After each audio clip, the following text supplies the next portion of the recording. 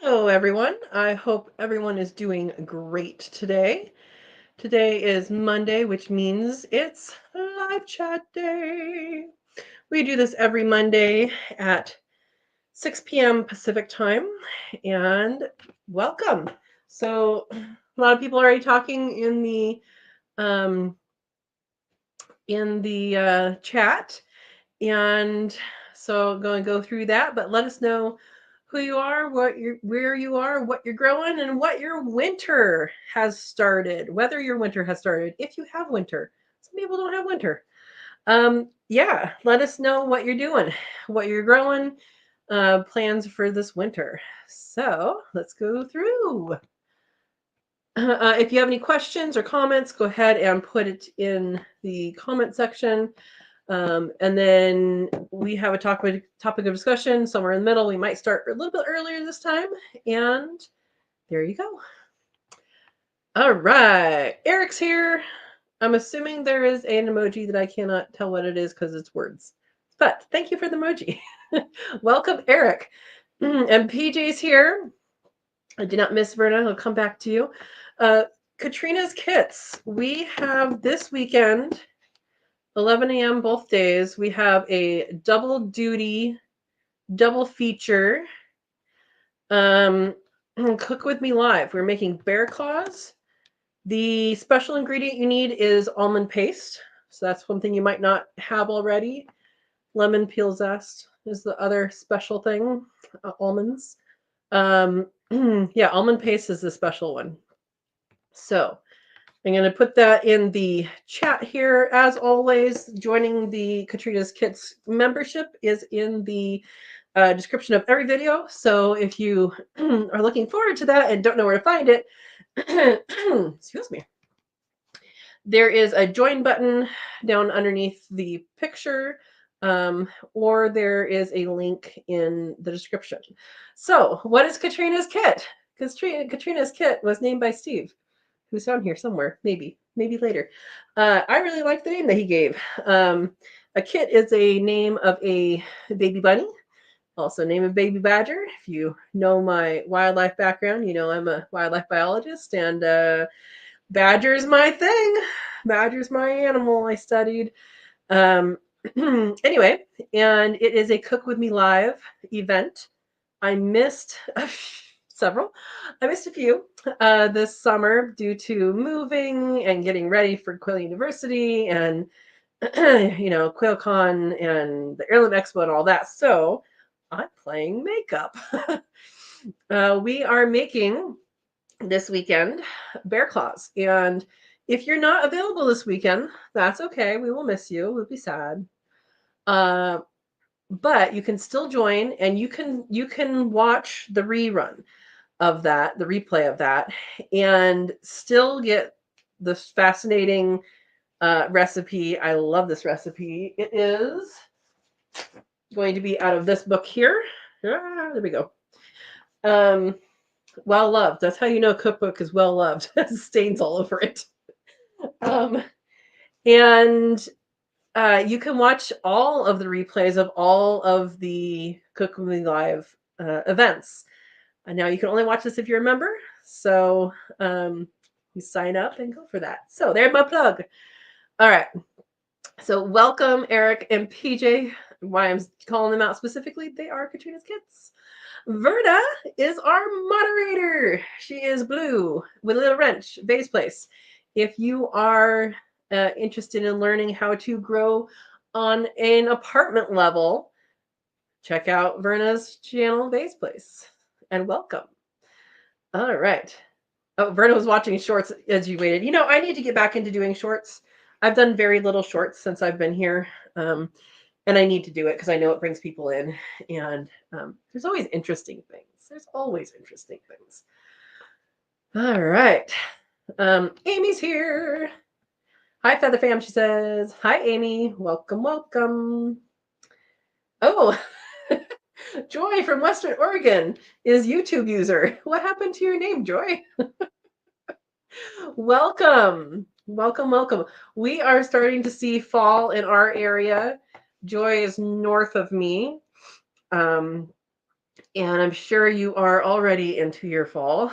And we have colorful stuff going on, the maples and the ash trees and the walnut down in the pasture and the catalpa across the street, mostly. I don't know. I think there's some oaks that probably lose their leaves here, and we will find out how many neighbors I can see when the leaves are gone. Because that's what they say is just wait till the leaves are gone and you'll see all your neighbors. So we'll see. Good neighbors so far, so that's good. Oh, Verna says, it's cold today and tomorrow here in Southwest Ohio. All right. People are saying hi. Amy says, move 21 cubic yards of mulch for the orchard and mushroom bed. Today or like over the last month? 21 cubic yards is a lot. That is a lot. That's like a whole a whole truckload, right? So you're buff and maybe tired. If you drift off during this, we'll know where you went. Congratulations. Congratulations. As far as mushrooms go here, I've come across a few of them. I only trust myself with 2 mushrooms, and those are morels and chanterelles. And I know there's a lookalike for chanterelle that grows on wood. Chanterelles grow from the ground. So I only trust myself on those 2. I will probably learn some of them here. I know the Pacific Northwest is really a good spot for mushroom hunting, but I also need to know mushrooms can be very dangerous. So what I plan on doing is learning as much as I can, but there are a few places that I think would be really good to seed mushroom logs. So, bring in logs or cut logs and drill holes in them and put the plugs in, and then those will be, my mushroom fields. I don't know what you call it. Mushroom patch, mushroom logs. Anyway, so I do think I will be doing that. I have to research a little bit more on that, and that is not where my brain has been. So that will happen eventually. Anybody in Pacific Northwest wants to give me information on that, that'd be good. Any good places to get starter kits or something like that locally in the Pacific Northwest, that would be good. I know there's like some over in Vermont and stuff, but I want to see if there's any local ones, and I'm sure there are. I just haven't looked. So there you go. Mushroom bed. What kind of mushrooms are you growing, Amy? Warm here today. Joy. It has been warmer. So we had like a cold snap. It was getting into the 30s at night, and now it's not. Which is ironic because now the leaves are falling. So yeah, we have an interesting fall, which is kind of funny because I don't know any different. This is my first year here, but I know like in August we had an inch of rain randomly. And there's an old timer here who he's like, we've never had an inch of rain in August. So that's how he sounds. Nice guy. But yeah, he was telling me how weird the weather had been. And who knows? Who knows with this? At least I'm not in where I used to live in the Bay Area, California. They just had a heat wave this past week. Like they got up to 100, I think. So I'm glad I'm not in that. Yeah, but it has been warm here, Joy. PJ's here still. I'm ready. Have everything. Awesome. Awesome. Awesome. You know what? I'm going to go get the almond paste just to show people what it looks like, because that is kind of a weird ingredient. It's in the baking aisle usually. I'll be right back.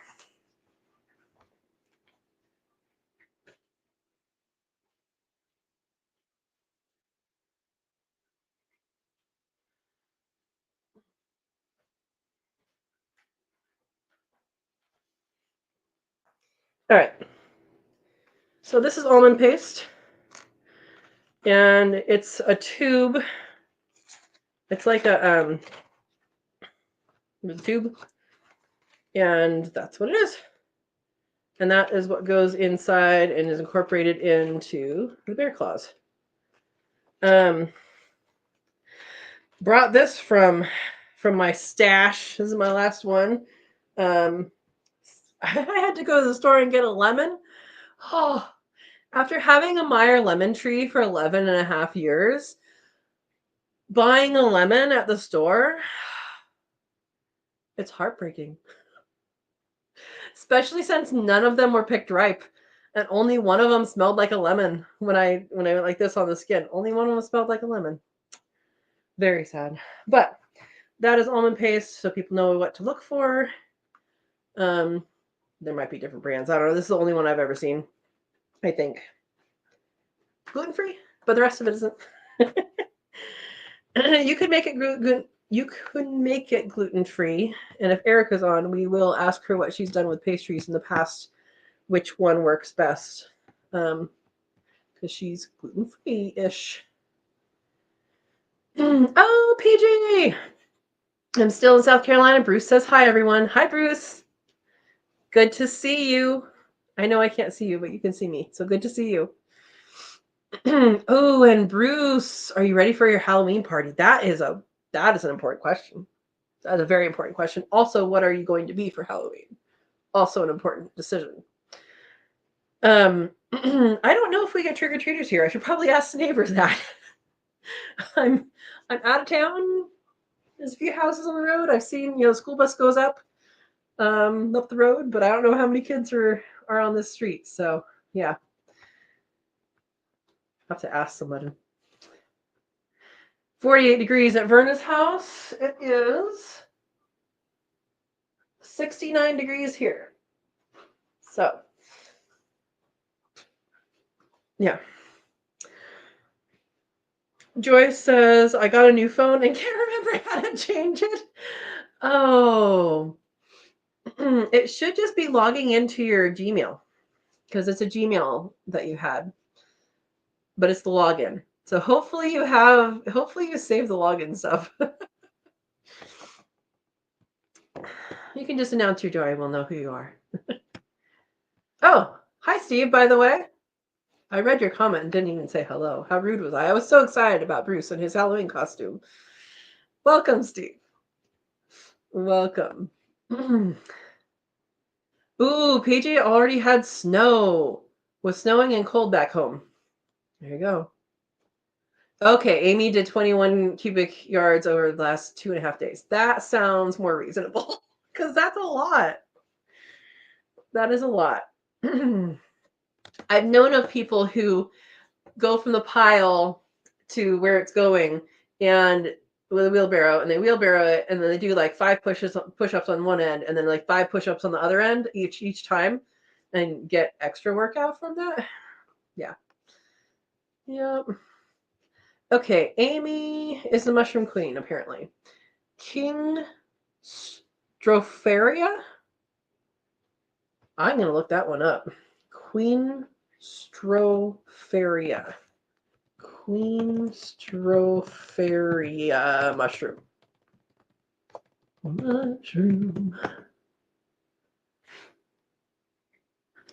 Oh, wine cap mushroom. Did you say that? Oh, I read that as 2 different things, but it's defining as a wine cap. Okay. The chickens got into it and scratched it enough that I fear disturb the mycelium. I planted it in March. No joy yet. Oh. Oh. Well, hopefully it will do well. For those that don't know, there are fungal dominated things like wood chips and bacterial dominated things like leaves. So your while wood chips will help a garden, it'll help even more if it has leaves in it. So if you have leaf mold that the leaves have rotted down and broken up, that goes in your garden. And then if you have wood chips and you have an orchard, that would be a good place to put an orchard. You can also put in the garden. But when you get wood chips, especially if you get it from like a tree trimmer and you have like a whole truck dumped, it starts growing the fungus, the mycelium, really quickly, really quickly. And if you wait a day or two and go into that pile is all warm, um, you're gonna see this white stringy stuff, and that is the fungus. So if you put that in your pathways and leave it alone, then you are actually growing the mycelium. If you put it underneath your trees and leave it alone, don't fork it up and stuff, which is what Amy's talking about as far as the chickens. Yeah. Oh, PJ's almond paste is a cube shape. Is it the same brand? Odense. Odense, made in Denmark. Yeah, like Verna says, Joy, you have to sign into Google. I'm hoping she still has her sign in. PJ says he's going to be a Kingdom Hearts character. I'm guessing that is a television show? I think you told us about this. Yes, I think so. Cool. Oh, and Steve's going to be, you're going to make me pronounce that? Zugnort? Is that how you say it? Not the same brand. Okay. Interesting. Interesting. Well, I've only seen it this way, but okay. Yeah. I love how it says serving suggestion and it's just pictures of biscotti. Like, how did you get there? Oh, it has a recipe inside the box. Never mind. Never mind. All right. So, I hope everybody's doing good. The fall colors are happening. I am starting to think Solo is the brand. Like the cups. Is it red? And I am starting to think about the sugaring, although that's on the other side. So that's not happening right now. Tapping maples, which these are not sugar maples, and the walnut, which obviously is not a maple. But I want to do those. I want to do this tree here and two of the walnuts there, and see what I get with that. I know it's not going to be very much from 3 trees, but I want to just try it out my first time. I can look for bigger trees later. I think this is probably the biggest maple I have. If not, it's probably in a pretty inaccessible place. But yeah, they have, the sap starts going in the spring, and it has something to do with it freezing and then it warming up in the daytime, and freezing and warming up in the daytime. So I have to research that. You could always make homemade almond paste, Verna says. All right, ingredients. Almonds, 45%. Sugar, glucose syrup from wheat. Water, invertase, as a natural enzyme to preserve moisture. Okay, there's your ingredients. Yeah. Amy says, went out to collect eggs and found a wet mess. Oh, and a dead hen. No rest. I will be mopping and listening. What happened? Why is there a hen dead? And a wet mess? Did something leak and she drowned? Hopefully everybody else is okay. I'm sorry. Yeah, like Vern says, I'm sorry. PJ says, my boyfriend is currently running lines for his maple syrup business now. Wait, so you run the lines now before the snow. Speaking of kids, there's a teenage kid walking down the street. Running those lines for maple syrup business now. So you run the lines now and then you tap it in the spring? We will chat about this weekend, PJ. be my sensei. Oh. Amy says, doesn't know, no trauma. Your water system got wild. I wonder if she got too wet. I don't know. Do you feed in the morning or and in the afternoon? Like, did you just see her? I'm wondering if she got too wet and cold. Yes. PJ says, yes, we'll talk. Oh, yeah. I'm sorry, Amy.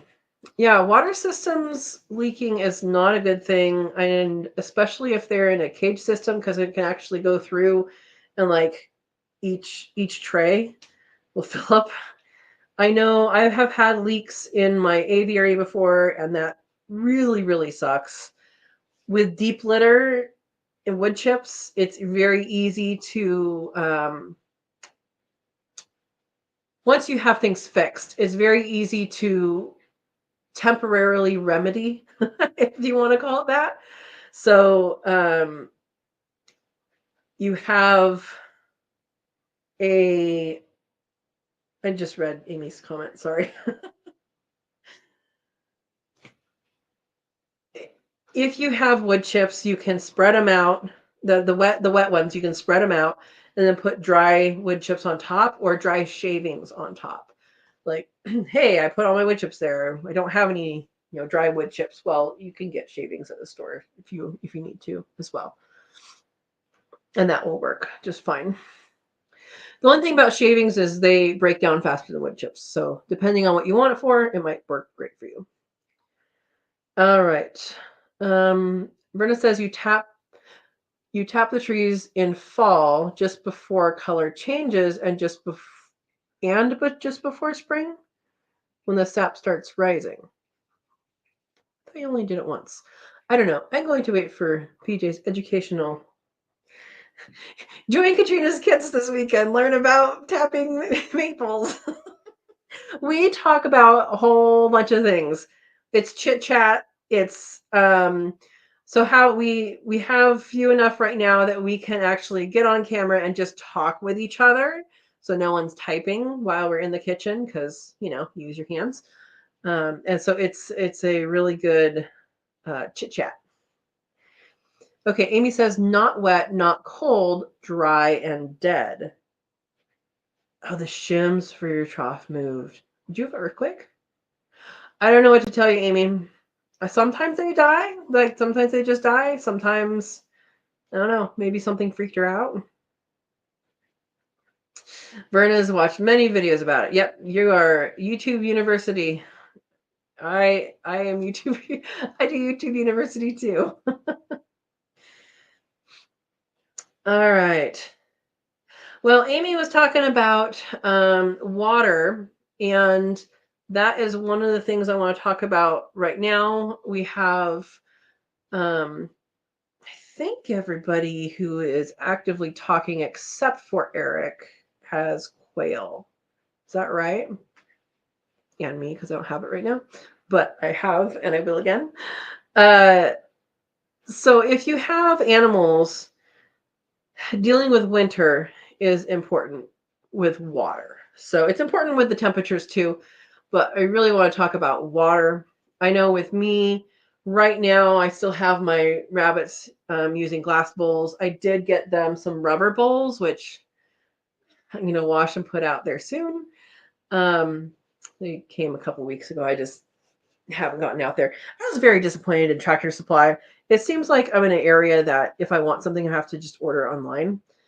They didn't have the little bowls. Like, all they had in those rubber ones that you can get the frozen stuff out was for horses. Like, that was the smallest they had. It was ridiculous. And then they didn't have a lot of stuff that I wanted to get. So I did not give them my business. I gave somebody else my business. So I'll be using those for their winter water.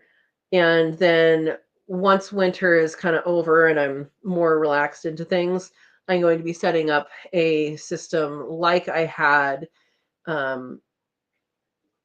in California, where the water is on all the time for that season. So once it's through that season. But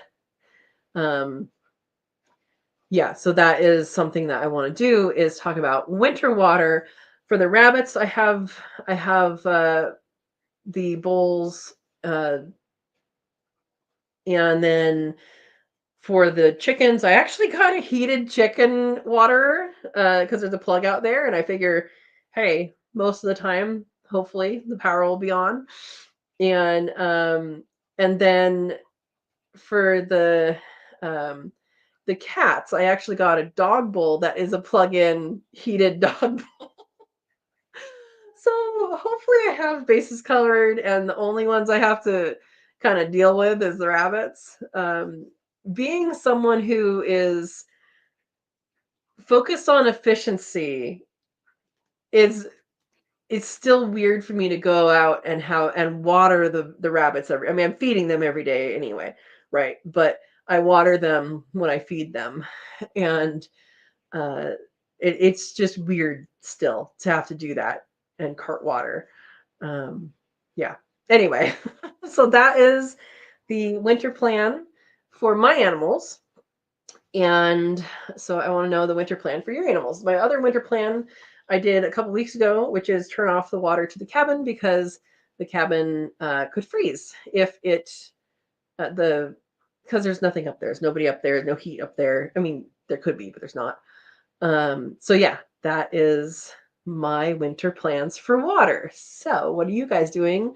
Are there any cool tricks you have? Are there, anybody using the heat tape? I know there's the thermal cubes. I know Bob Cole likes those, and I actually have some somewhere. I don't. Who knows where now? They're packed somewhere still. I have not unpacked my workshop except for the things I have used. I opened something up just to find the tool that I want and need. All right, Kelly's here. Feather Connections Homestead is Kelly. Welcome, Kelly. Congratulations on processing your duckies. And yeah, congratulations. She says, I'm late. Well, hey there, y'all. Welcome, Kelly. All right. And Steve's assigning laps to Kelly for being late. Oh my gosh. Got a workout this morning. There you go. So Kelly also lives in a place with winter. I think actually does everybody. Again, I think Eric might be the only one that doesn't have winter. And Eric, don't say you have winter because you don't. You might have a little winter. Not a lot of winter. I think that's the only one as far as who's commenting. So yeah. So winter water, and then also just things that you have to watch out for in winter. So I still have to go up and put some extra insulation around where the water comes out of the ground up at the cabin. And that's really all I have to do for my winter preparedness. There is a heat light in the well house, which I guess gets turned on. I need to learn more about that. And I'm kind of thinking, I don't know the distance the heat goes from a heat bulb versus the ceramic bulb. And I do have ceramic bulbs, and I don't actually know where they are. I want to say I think I know where they are, but I don't. And so I might be exploring or experimenting with how far that heat goes. And I'm not sure when I need to turn that on, but I'll figure it out. Yeah. All right. Oh, Verna wants to know what Kelly's total process count is. There's a deer that just walked by. The deer have been enjoying the fallen apples. There's very few now. So I think there's like 2 more pears on the tree, and I'll probably miss them because I'll probably drop them and they'll eat them. And then there's actually several apples still on the tree. So I'm kind of wondering how long they last. It's kind of like they're dropping a few a day now, not the massive amount they were before. So yeah. All right. Nobody wants to tell me their water plans, huh? Nobody? Um, let's see.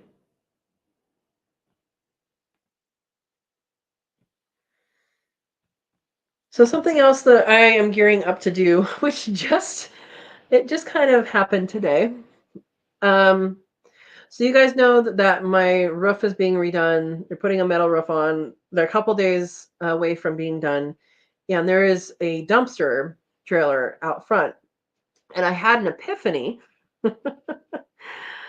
um, that I need to get rid of the carpet that's in here. The people who were here before had a cat and some dogs, and it smells like they had cat and some dogs. And it's really, really old carpet. I don't. It might even be original. Who knows? 56. What color did they have? What color of carpet did they have in 56? Um, but it's really old and it's worn through in a lot of places. But I texted the guy today, who's in charge, and I said, "Hey, there's this thing out here. Um, if I tear out my carpet, can I just pay you whatever the extra dump fee is if you take it there?" He goes, "Yeah, that sounds good." Okay, so I have to have stuff in there by Wednesday. So he's gonna be taking it Wednesday or Thursday. So there you go. All right, Verna says, "I'm trying to figure out this baseboard heat here." Yeah, Verna, is very important to figure that out now before it gets too cold. Does it have a thermostat? I know you guys see a thermostat here. This isn't connected up to anything. I need to actually ask the electrician to see if I can just pop that off and put the little thingies over the little caps over the wires and plaster over. That's something else I need to do. Yeah. I have tried all of my mini splits. They do work. Um, the I did get a electric chainsaw, and then this weekend I went and got chaps and a hard hat with the earmuffs. So, and it has a face shield that comes down, so I will be safe doing that. Cutting up firewood. So I have identified, it's a little late in the year to be cutting fresh firewood, but I've identified places where there's down trees that look like they have been down for a very long time. They're very dry wood. So I'll be cutting that up and using that as well. Hopefully, I won't have to do that. Hopefully, that'll be like hey, let's have a fire tonight. Um, I'm going to guess the mini splits probably don't cost that much to run. Yeah. And I'm hoping I have one more bit I'm waiting on for the windows, that I'll get windows before it gets too cold. Yeah. PJ says, "I use rubber bowls for my outside animals." That's good. Amy says avocado and water and I are not on good terms tonight. What? Why are you saying avocado? What do you have against avocados besides they kill birds? Did you feed your bird an avocado? Because that could actually make her die. I know 2 people that has happened to their quail. Yeah, let me know what avocado means. Or is there an avocado that's the name of like a cat?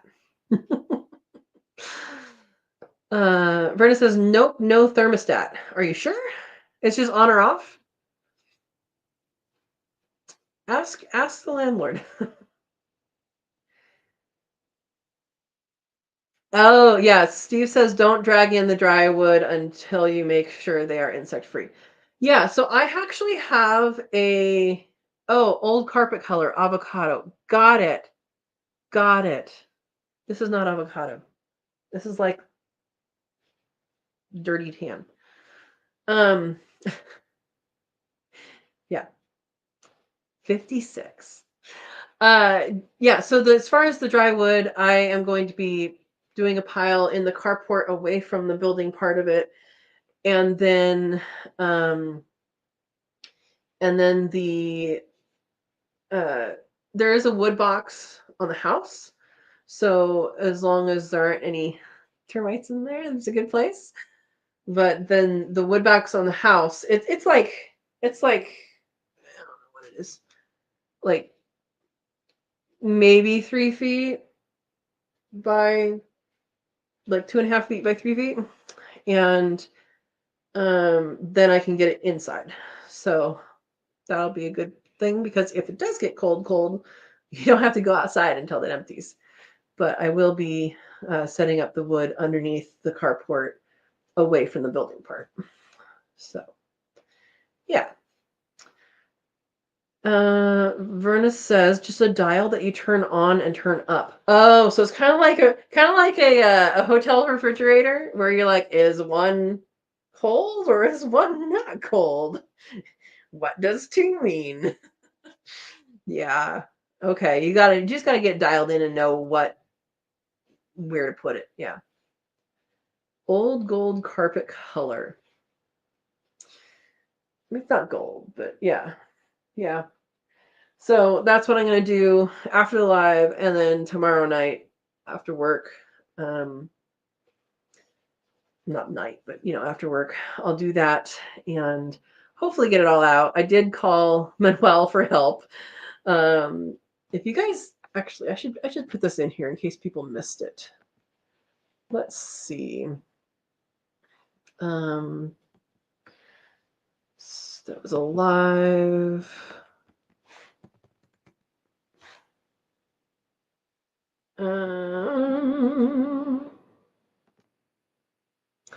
All right, here is the live that Manuel was on. So this is flooring expert live chat. In case you guys want to revisit that one. So I did actually call him to consult him about, is there any special way to tear out carpet? And he's like, no, you just cut it and tear it out. And then if the tack strip's fine, you leave it. If the tack strip's not, then you pull it out. And so the carpet pad might be stapled down if the floor is wood. So to get a scraper. So yeah. He said he can come do my carpet, which is really great because he does a really great job to put it in. And so I just told him, send me whatever scraper you want and I'll buy him a scraper. I'll do the work and then give it to him. Because it makes sense. So yeah. Anyway, there you go. Berta says there's no numbers on your dial. Get the Sharpie out, dear. Get the Sharpie out. Oh my gosh. Put numbers on it. Oh, how funny. No numbers. Verna says key points about 1950s carpet colors: bold and bright, unlike later. This is not bold and bright. So maybe this is like one time later. Steve says, remember safety for those carpet tack strips because they hurt. Yes, they do. Yes, they do. Uh-huh. Yeah. You don't want to get stabbed by that. That's for sure. There's a reason why carpet installers don't have any shirts without holes in them. Yeah. Anyway, so yeah, that's what I'll be doing today and tomorrow when I'm not working, at least, and when I'm not in here. And that was kind of like an epiphany that I really could have started. I could have asked the question, a long time ago, but maybe spent the weekend doing it or whatever. But this will be good because between now and when carpet goes in, there can be some other things done. And I can, if I need to seal the floor, I can seal the floor and all of that. So, yeah. Yeah. Ryan says decades with more neutral tones. The 50s saw a preference for vibrant colors. Intricate patterns. Yep. Floral, abstract, and geometric patterns were popular design elements. Shag carpet emergence. While not as prevalent as in the 60s, the shag carpet style started gaining traction in the 50s, offering a textured option with variety colors. Okay. Amy says burning your thermostat sounds like Vegas. Oh, crap, shoot. Oh my goodness. Yeah. So I have 3 sources of heat. I have the mini splits, which there's 3 mini splits for the house. There's actually a heater, like a wall heater in the bathroom. Um, and then there is the fireplace for wood. There's a pellet stove, um, which you can control the fan and the speed the pellets are fed. So that's, get to figure that one out. But yeah, so those are the 3 sources of heat. At one point, I guess there was a boiler because there's like a little shed room like out the back of the house that has a chimney, and actually up in the attic there's like ductwork, like really good ductwork. Not the kind that sags and stuff. It's metal. And then there's ceiling vents in all of the rooms except for this bathroom, which I need to, I don't need ceiling vents. I need to fix that, patch over it, and then do the painting. So, yeah, interesting. So I think that's what this was for that system, which is weird because it's here, but then the actual boiler, I guess, was way on the other side of the house. So yeah.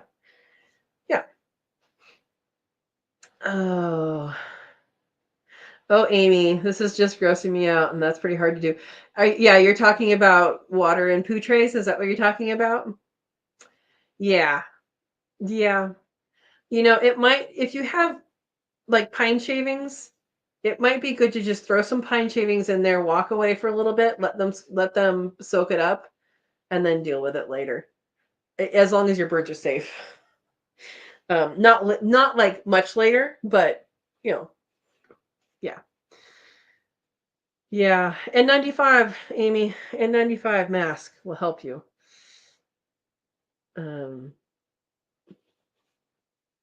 Britta says, I would think I will have to buy a heater as these heaters don't seem to get warm. Okay. You might ask your landlord to check on that. It might be broken. It might be not working right. But yeah, get a no tip or a tip. What's it called? When the heater, if it tips over, it turns off. It is called safety tip over switch. Because I just bought one at Dollar General. Not for $1. Oh. Amy says, think shavings, thrown food, quail poop, and 2 gallons of water. I don't know whether to rinse my mop or burn it. Oh, Amy, get a squeegee. Get a squeegee. Goodness. Steve says a boiler should have had radiators, not air vents. I don't know. I was told it had a boiler at one point. This has had several owners, so who knows what it actually was. Maybe it had that at one point and then it changed. But you're probably right. Yeah. No tip or anti-tip. Yeah. Hey, my mom's here. Hi. Are you going to make a trip out here? This is a direct question to my mom.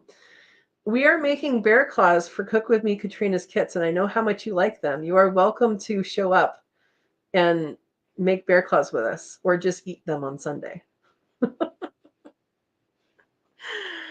She says, my first apartment was on the 2nd floor above the laundry room. We didn't know the heat wasn't working for a long time. The laundry room kept us warm enough. I remember that in college, if you were not on the bottom floor would just radiate up. Yeah. It's a long drive for bear claws. It's only 4 hours. It's only 4 hours. Oh. Yeah. Yep. So, yeah, my mom, I think, did I make them for Thanksgiving or Christmas one year over there? I don't remember what holiday it was I made them, but she really likes them. I know going from Oregon to California and living in California and then coming back to Oregon, I have not yet ordered a bear claw anywhere. Christmas, they are yummy, she says. They are. I have not yet ordered a bear claw anywhere since I've been back in Oregon. In California, the majority of places, a bear claw does not have almond in it. And it is so confused me the first time I ordered it. I thought they gave me the wrong thing or they made it wrong or whatever. They do apple. So it's usually Vietnamese run donut shops that have apple filling in bear claws and they call it a bear claw. And I'm like, that is just wrong. It needs almond. it needs the almond paste. Yeah. Yeah, and my mom is right. Sister's Bakery for bear claws. So Sisters, Oregon, is a town next to where I grew up, and they have a bakery that's amazing, and they have bear claws like this big, and they're awesome, awesome.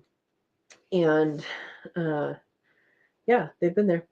No, Amy, they are not apple fritters because they also sell apple fritters. Apple fritters is where the apple is mixed into the dough. The bear claws, instead of where the almond stuff goes, they put like apple pie filling. Very weird. Very weird. And so wrong. But that's what they do. And it's their bakery, so that's okay. I personally wish they would call it something else because to me that's not a bear claw. But yeah, apple fritters is when it's mixed in. Same thing like banana fritters, it's mixed in. I haven't made banana fritters for a long time. The bananas here in the grocery store local don't ever. I don't think I haven't bought them at all because they don't look very good. The produce in general doesn't look that great. Um, it's a pretty small store, and I think they get it from like it's picked super early. Um, like I said, the lemons that they had there, they basically have like, and the box is like this big. it's it's a box of lemons, and half of them are still halfway green. Yeah, yep. Amy says yes. Weird. My mom says apples and bear claw is like ranch dressing on Cobb salad. It should be French dressing. I mean, I think that's not quite the comparison I would make because I don't like French dressing. But if French dressing is the defining, like if it was called French salad and it had French dressing, you would expect there to be French dressing. I don't expect there to be bears and bear claws, but it's bear claws because it's shaped like a claw, the claws of the bear. And there's a standard. Anyway, does anybody use heat tape for their water or for like water for animals or for their garden? I'm interested in learning about heat tape. If anybody not just knows about it, I've actually used it.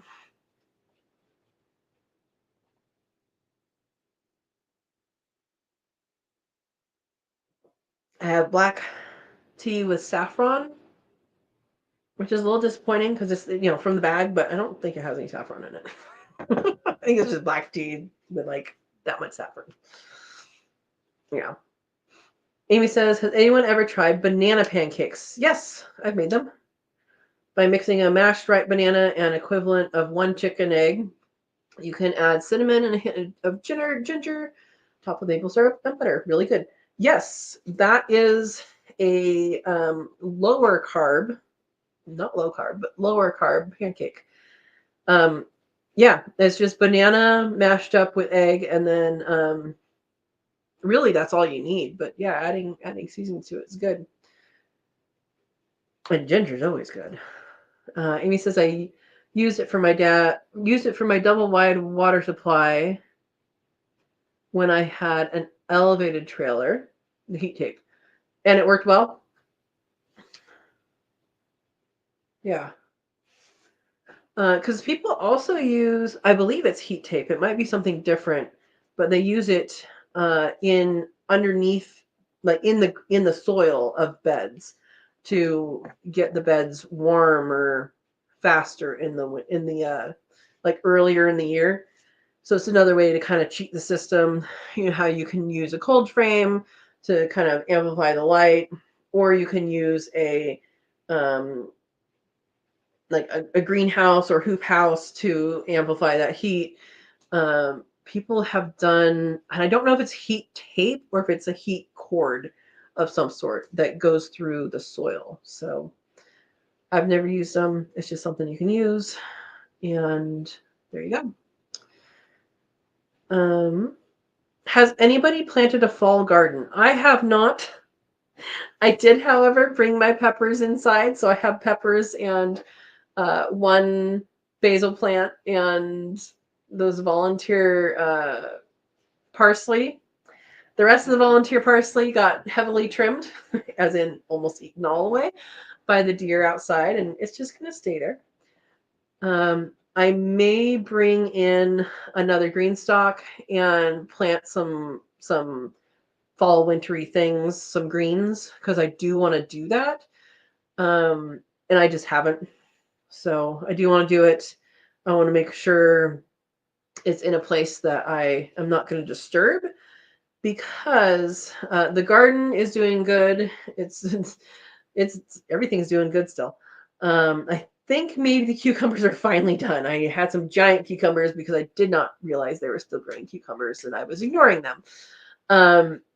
Believe those ones are done. It's still giving tomatoes and zucchini and summer squash and the peppers. And but I do want to kind of prep that for winter at some point once those plants kind of go away, kind of stop working. I do want to prep that area and put some good leaf mulch on there, bring the rabbit poo over and clean out the chicken area, the chicken house, and put that in the garden so they can sit over the winter.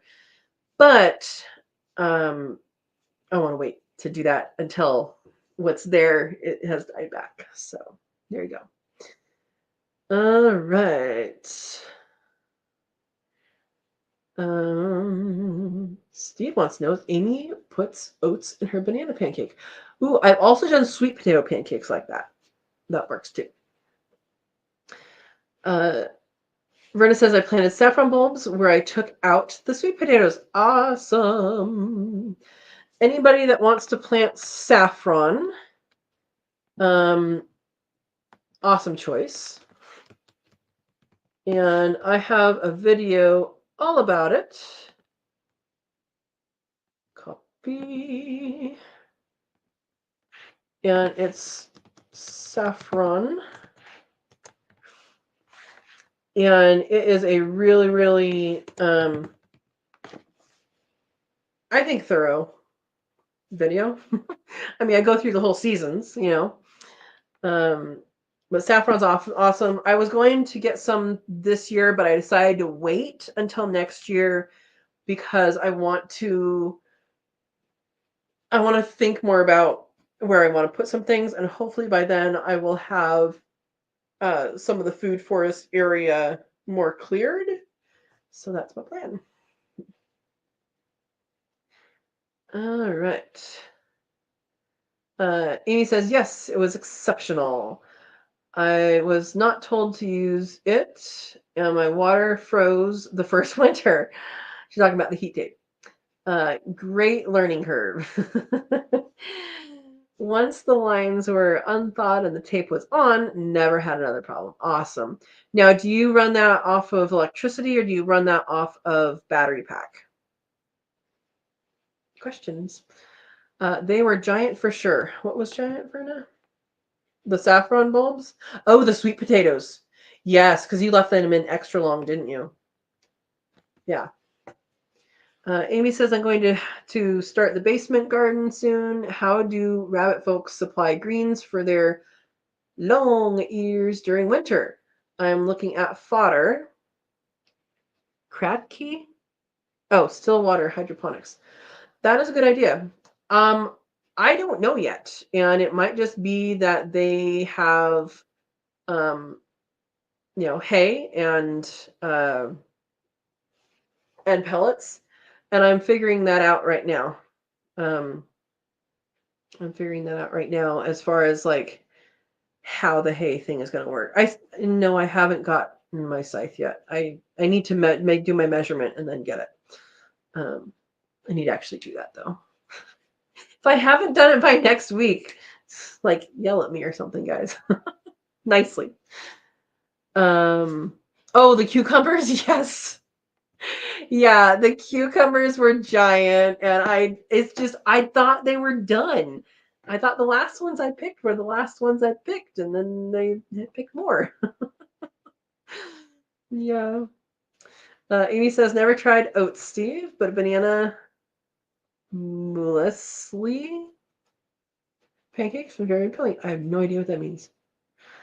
I was wired directly to the house electrical. That is a good idea. Good idea. Thank you for the link, Verna. And yeah. All right. So other things to plant now that maybe you haven't thought about, maybe you have thought about, is garlic. Garlic is kind of a fall planting. I know a lot of people do in November. I got mine. It's been sitting there. It's not opened yet. You got it from Territorial Seed. Territorial Seed. I think there's an S on the end. And I believe they still have some. They did last week when I looked. And they have really good stuff, and they are in Oregon. So they're local to me. I've known about them for a long time. I've ordered from them before, and they're always good stuff. So, oh, it's a muesli is a Scandinavian type granola-esque substance. Okay. Always a good day when you describe food as substance.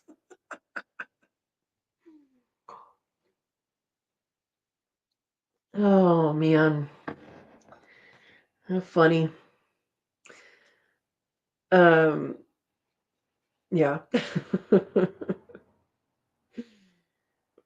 Well, granola or no granola, huh? Okay, so yes, planting garlic now, planting saffron now. Saffron should bloom, at least where I was, should bloom around Halloween.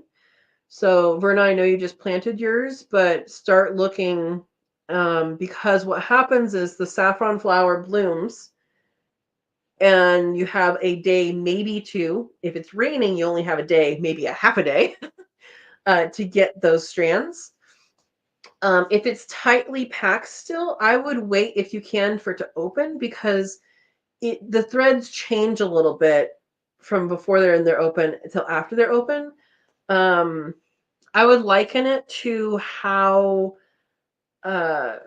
summer squash blossoms change. So if you pick a male blossom to eat it and it's closed and it's never been open, it's not going to taste as good as after it's open and it has the good pollen in there and it has like everything in there. It just doesn't taste the same. So saffron, I personally would recommend waiting for the flower to open, unless it's going to like drench rain.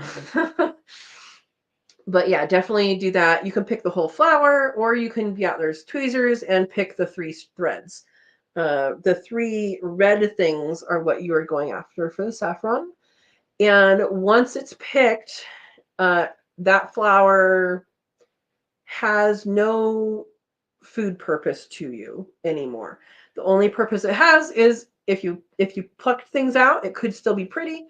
And if the pollen stuff is still pollen stuff, it is pollen.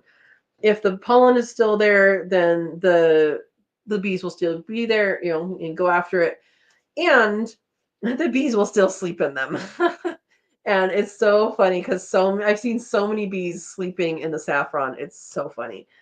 And then so that's pretty funny. But it's a 2 to 3 week window. So if you miss it, you miss it. And maybe your neighbor will be nice and pick for you, or your friend. I have a friend that picked one year for me because I was gone for work, and he was out there, a little headlamp, picking it. Yeah. Yep. Brenna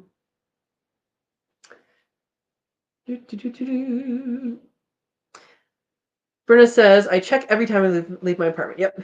Plant saffron now, Amy says. Have to watch your vlog. Yeah, it is. Usually it's shipped out in September. So if you order it online, you're likely not going to get it until September. And then if you get it in September or October, sometimes it's shipped in October too, you plant it in the ground, and it's just like a daffodil or a tulip. It's a bulb. So it already has everything it needs to make that first year's plant. And almost every one of them, probably every one of them, I'm going to say almost every one of them will bloom the first year. It might only bloom once though.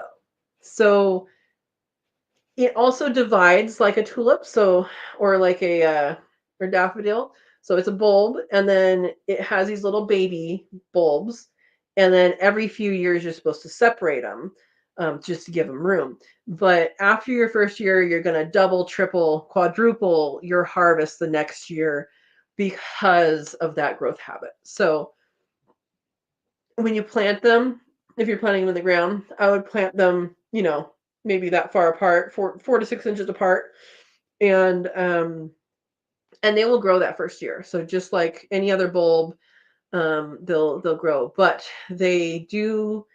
It's a crocus that blooms in the fall, whereas most other croci, bloom in early spring, usually like winter or early spring. But this one blooms around Halloween. So yes, there you go. Do it now. Yeah, Verna says she planted hers last week. Yeah, so it's kind of like if you order potatoes, they won't send it to you in the middle of winter usually. They'll send it to you when it's more appropriate to plant. Also, if you order ginger, which I need to do. So, okay, I'm going to give you guys a website. I'm going to find it first. Biker Dude is the guy's name. Biker Dude Ginger. Let's see. Hawaii Clean Seed. And this is a really good, it can't be reached. Oh, there it is. This is a really good place to get stuff from in the ginger family. So,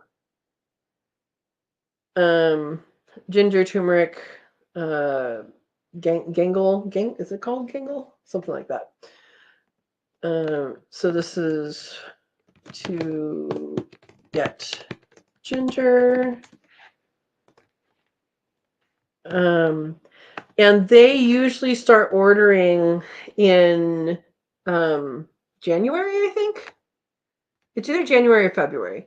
But you can get on their mailing list and they can mail it out. And they have some really unique things. And I am hoping to grow a lot of things in the ginger family when I get a high tunnel, and be able to do all of that. Anyway, so it's really cool. And, if you need to talk to them to figure out what grows in your area, then they're perfectly fine. If you're in California, they can't cut things up for you. They can give you whole hands of ginger and you cut it up yourself. And that is the difference between a food and a plant. And it has to do with importing. So silly rule, but that is a rule that I know they had to adjust for mailing to California. Hopefully, I don't have those rules in Oregon. But they have some cool gingers. They have some like I mean, there's like I think there's even a blue one. They have different colors and kinds of turmeric, and it's really cool. So that one has it's either January or February. I should actually find out for you guys. It's closed. Yes, we know this. When does it open? Like you just simply can't order it until a certain time of year, and things can go really fast. But they have a way of starting their seeds. It's called seed, even though it's not a seed. It's like a seed potato is not a seed; it's a potato. And I don't know that we're going to find it quickly, but they also have. Sorry, I'm not finding it. I'm going to go back to you guys. So they have a way of growing it that doesn't carry disease. Garlic and ginger are two plants that, yes, you can grow from the grocery store, like Verna is saying. You can completely grow it from the grocery store. You're getting one variety, which is a tasty variety, but oh my gosh, some of the varieties they have are so much tastier. And then you can do that. The thing about that is both garlic and ginger have the potential to carry disease, which then is in your soil. And then once it's in your soil, it can impact any other of the same variety, same, like if it's ginger, you can grow another ginger there and it'll affect that ginger. If it's garlic, it could affect that garlic. But it doesn't affect the edibility of it. So what you see in the stores is everything that's edible and it goes through. It's no danger to people, but it could be spreading something in your soil. So that's why I would recommend specifically them for ginger. Yeah, you can get turmeric at the store too. Absolutely. And you can do these. I just want to let people know there are diseases that can be transmitted from supermarket varieties into your soil. And once it's in the soil, it's very hard to get rid of. So, but you can grow it from the store. You can grow garlic from the store. You can grow potatoes from the store. I don't know of any diseases potatoes might carry like that. I don't know of any. If anybody knows, go ahead. Let us know. Sweet potatoes, I don't know of any that are like that. Yeah. But I tell you what, you grow these rare things, these things that indoors, you can grow them indoors too. So you can grow them outdoors. Both turmeric and ginger, you can grow outdoors, but in the winter time, take them in. So harvest them, or put them in some sand or sawdust or whatever. Bring them in. Mine did fine, and then the second year I had them, this is well before I had a YouTube channel, so you guys didn't see it. It was a super, super wet year, and it rotted all of them. So I was thinking, oh, I'll just harvest it as I need it, which sounds wonderful, but you can rot your whole crop that way and waste the whole space for the whole year that way. So yeah. And Verna's right. Yeah, it's better to grow them in pots so you don't contaminate your garden. That's true. However, I know for me, if I grow things in pots, that soil is ultimately going to end up in the garden somewhere, because ultimately I'm not going to remember what I grew in it, and it's going to be dumped out into the garden somewhere. So that's just something to be, you don't have to be overly concerned about it, but it can cause issue. Potatoes can carry blight. That's true. But do potatoes carry blight? But potatoes that carry blight, do they look like healthy potatoes, or do they? Or would it be something that wouldn't be sold in the supermarket? I don't know. Yeah, so those are things to kind of look forward to and keep in the back of your mind as far as things to grow or to think about this winter. I mean, potatoes would be later. You don't have to prepare for that right now. But uh, ginger and garlic, not uh, garlic can be done now, anytime. October, November. Um, Saffron should be done now. If you have saffron, put it in the ground. If you are going to get saffron for this year, get it now if you can still get it.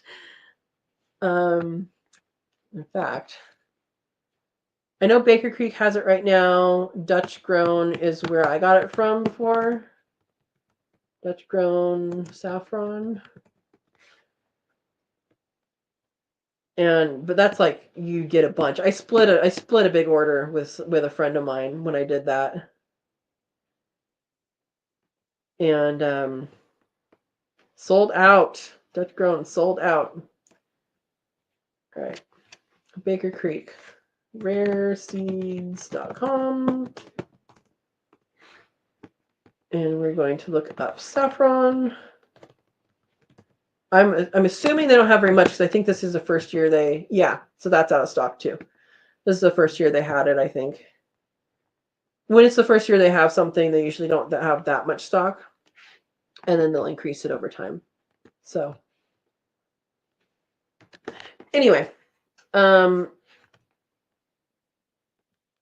there are some hardware stores and nurseries that, you know how they have like those packets of bulbs? There are some of them that carry it. So you might look at that, but then make sure the bulbs look like they're alive. Yeah. Yep. All right. Amy says, can I grow ginger and turmeric in my winter basement garden? Probably. They like stuff that's a little warmer, so it may not grow if it's not that warm. But if it's a little warmer, sure, it'll grow. I mean, have you ever had ginger start growing, on the counter? It's the same thing. Yeah. And Vernon says Amazon still has it. That's good. Yeah, again, I don't know the sources that they have it, but yeah. Amy says, ooh. Versus as long as it's over 65 degrees in the basement. Yeah, so it has to be warm enough for them to do any growth, but I mean, you could definitely keep it for later. It'll start growing when it gets warm enough. But yeah. Yeah, same thing with what is it? It's a little pod. Cardamom. Cardamom is something that I want to grow once I have a high tunnel as well, because it'll be protected in the winter. And I don't know if that will actually work very well or not. How hardy that is, but I really want to grow it because it's really good. And if you've not had green cardamom pods, they're very good. But I like spices, guys. I really like spices. Would a heat mat for plant starting be too warm? Probably not. I mean, it's worth a shot. It's worth a shot. Do a couple experiments. And there's some heat mats that can be set for temperature and some that can't. So, I mean, you're going to have to experiment with that. You could always put a towel in between the two if it's too much. Just don't burn your house down.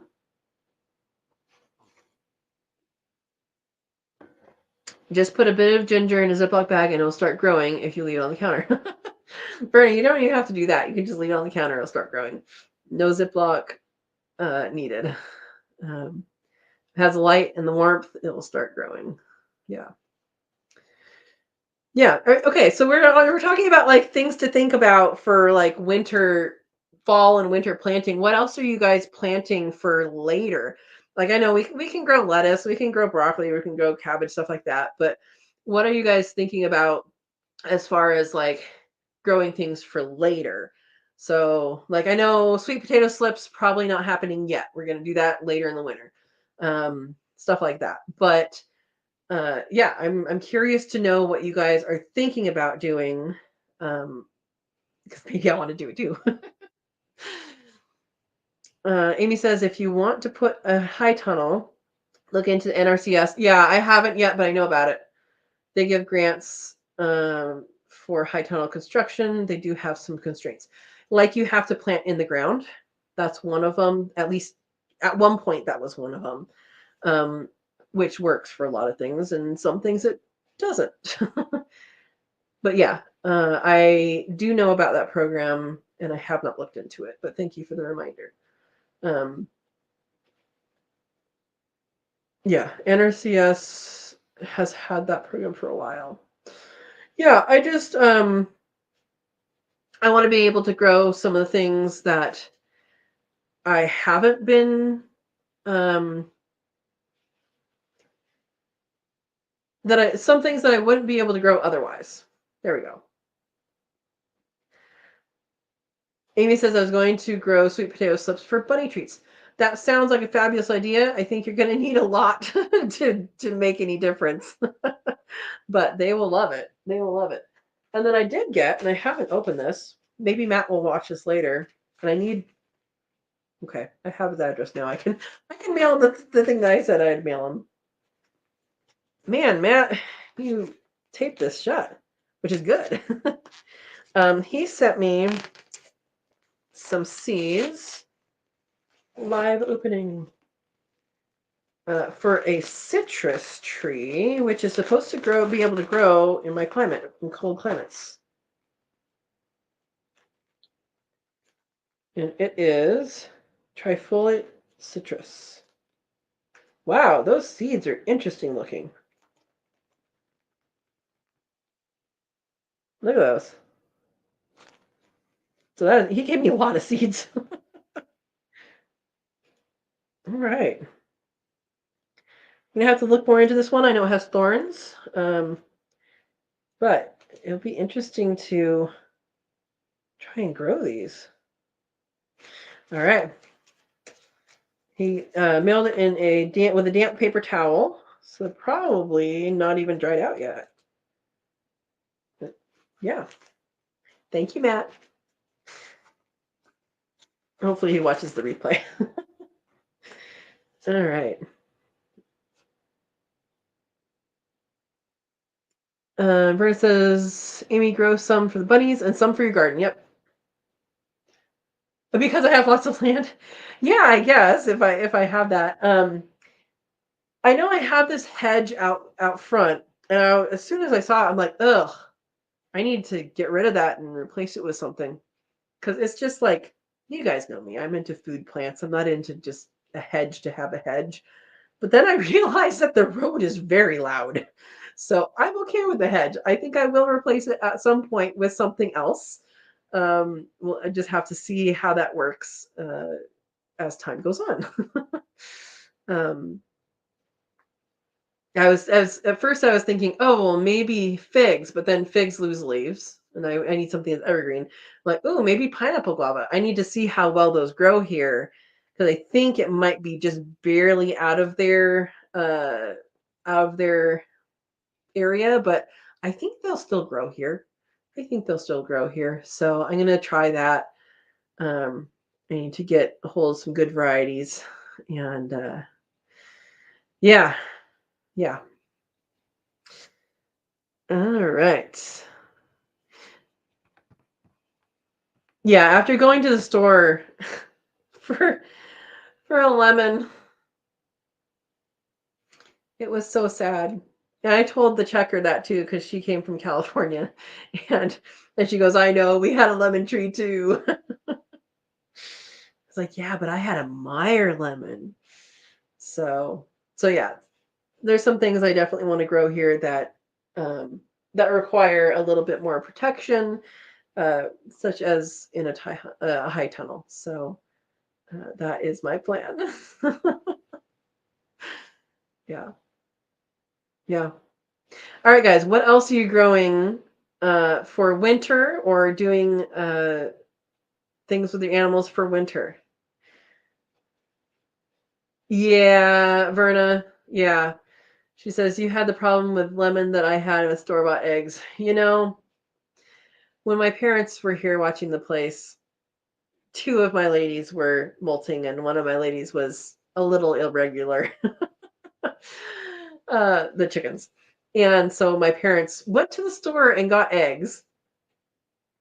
And then a little bit later, neighbors came by and they tried to give them a dozen eggs. They're like, "Oh, we just got eggs." Like, take the eggs. I found out later they had 25 chickens. So I know if I need extra eggs, I'm like, "Can I buy some eggs? I'll trade you something." Because it's a good place to go when your chickens are molting and you know, oh, somebody else has eggs. But I did put some aside for I think we need 3. Is that right? For this weekend? I should actually look at this, huh? 3 eggs. 3 eggs. Yeah, 3 eggs. There we go. All right. But I set some aside. I'm like, okay, I'm gonna at least have 3 for this weekend because I don't know when Rexy's gonna molt. It's so funny. Overraptor and Smilo molt at the same time, and Rexy is later. It's been like that every year. They're like 3.5 years old. Been like that every year. This is the first year they've had light on them in the winter. I've let them go natural cycle other than this year because I've always had quail with them. Not always, but kind of always. And since I've always had quail, like, oh, I'm going to keep the quail going. And then I let the ladies take the day off, take the season off. And yeah. All right.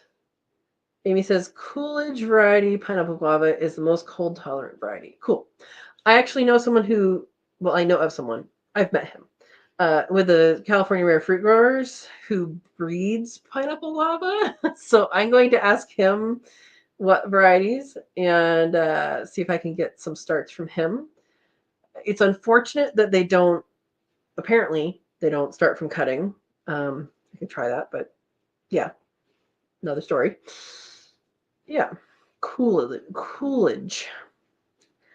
Brenna says, yeah, but living in the city, don't have that resource. Well, you might have someone growing chickens.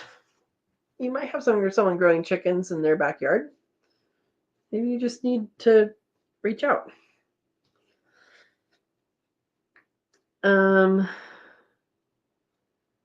Amy says, best variety for Northwest gardeners, self-fertile. I think all pineapple guavas are, as far as I know. At least mine. I don't know. I always had 2, so who knows? Okay. Good to know. Good to know. I think I am going to check in with the person who wasn't playing Franklin there backward. Oh, sad. Maybe you can trade someone who wants to freeze dry eggs.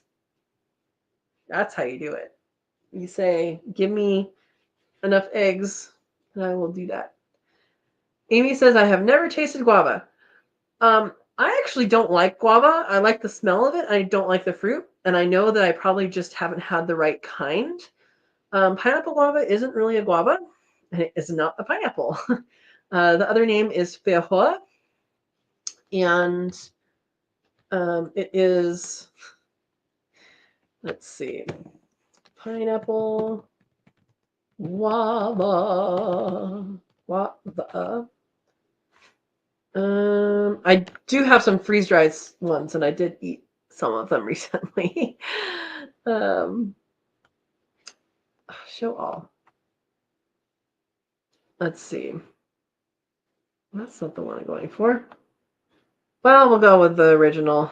Why not? And pineapple guava video. Okay, there you go.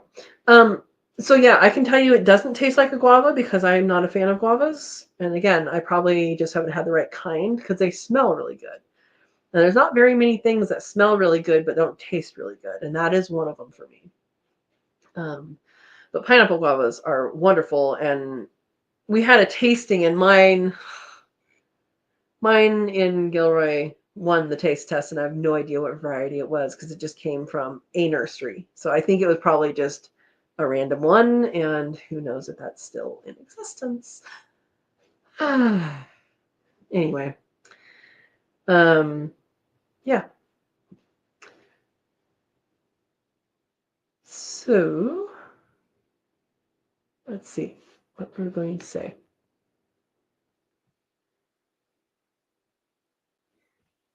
Yeah, so plans of planting things.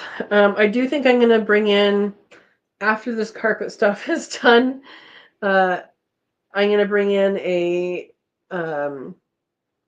green stalk into where the other one is, and plant it up with things like chard and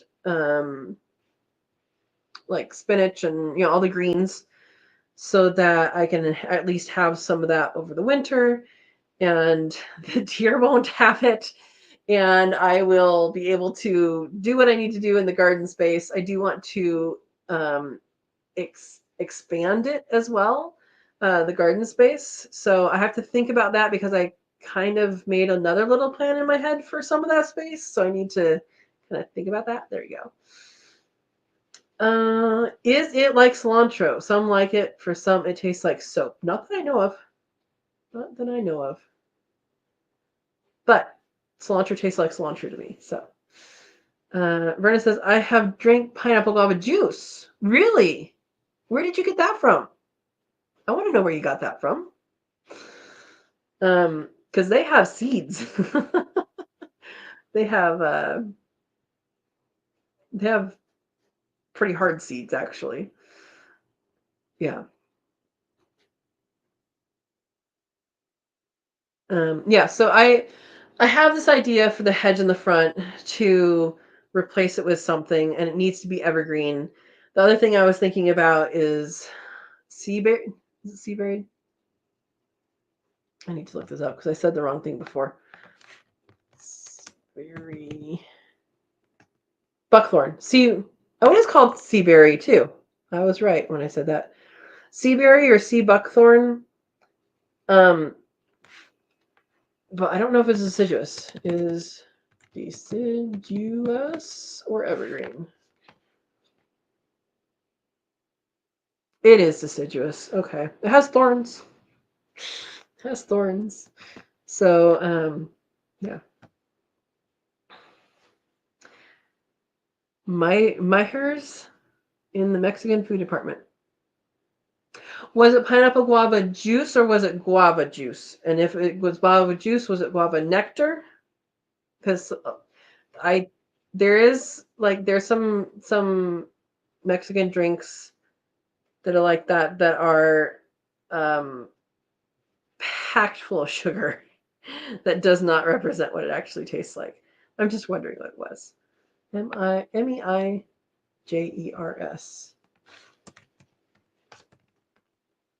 Oh, that's just the name of the supermarket.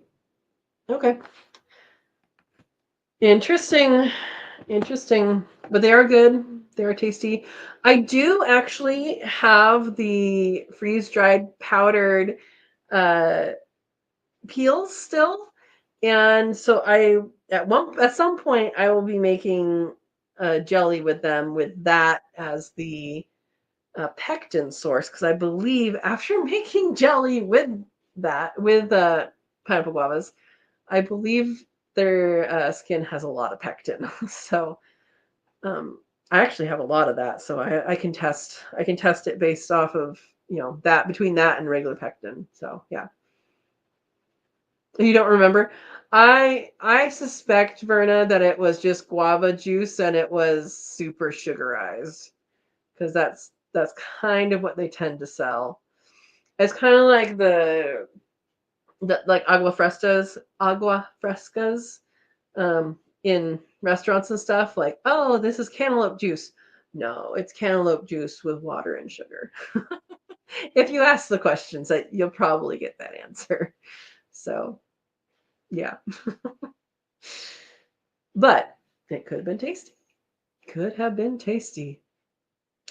Yeah, nectar. Nectar does not mean nectar. Nectar brand is packed full of sugar usually. It tastes good, but yeah, and probably was a guava. Yeah.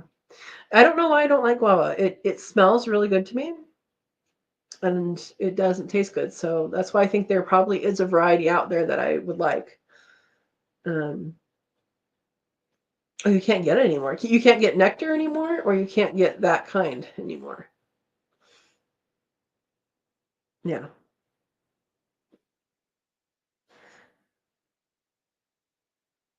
Um,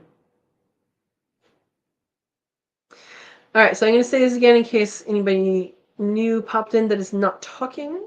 Um, oh, the brand was Grower. Okay.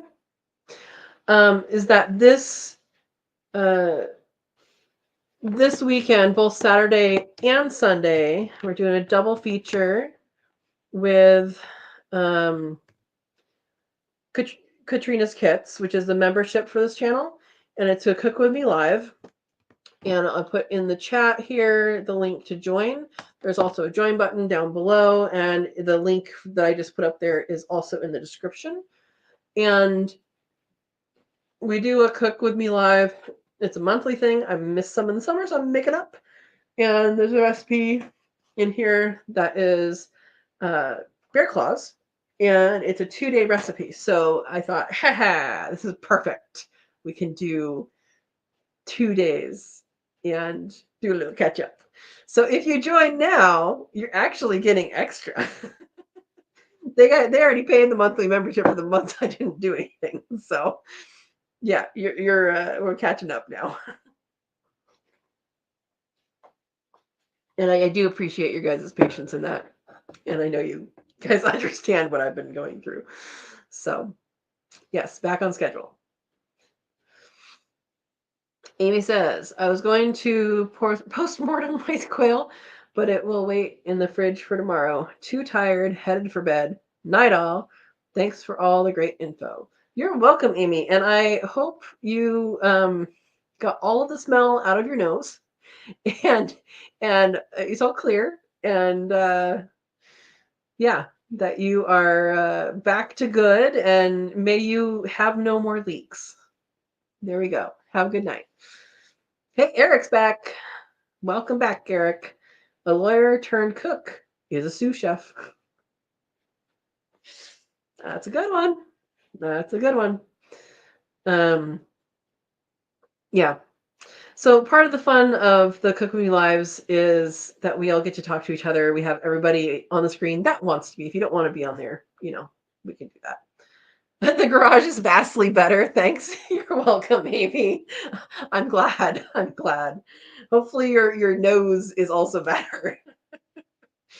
Another reason for N95 masks. Oh man. So yeah, we get together, and if you want to, we can all be on screen together and talk with each other. And then if you miss it, not a tort lawyer? What's a tort lawyer? Tort, huh? Oh boy. Anyway, so we have a lot of fun. Eric says, why don't cannibals cook instant noodles? They prefer ramen. I haven't had the noodles ramen in a while. We used to have, when I was in college, I was president of the Web of Life Club. It was environmental awareness group, and we had some camping trips that we did, and we had got like, I don't know, a 20-pound bag of potatoes or something ridiculous like that. And the person who got it forgot to bring it on the camping trip. So we were left with this huge bag of potatoes. We ended up experimenting and having potato night once a week. We have potato night. Everybody goes down into the basement, is where the kitchen was in the dorms, and everybody comes down and we make potato night and ramen, potatoes, summer sausage, and cheese. actually go really well together. Ramen without the seasoning packet. It was really actually pretty good. So that was one of the things we ate more than once. Tort lawyers are injury lawyers. What? Oh, okay. I did not know this. I'm learning things. Learning things. Oh boy. Yeah. So that was potato night. And when you're in college and you have random ingredients you put them together, that's also where I made up making meatballs in a muffin tin. It works really well. You do ruin your muffin tin. It works really well. It becomes your meatball muffin tin. Yeah.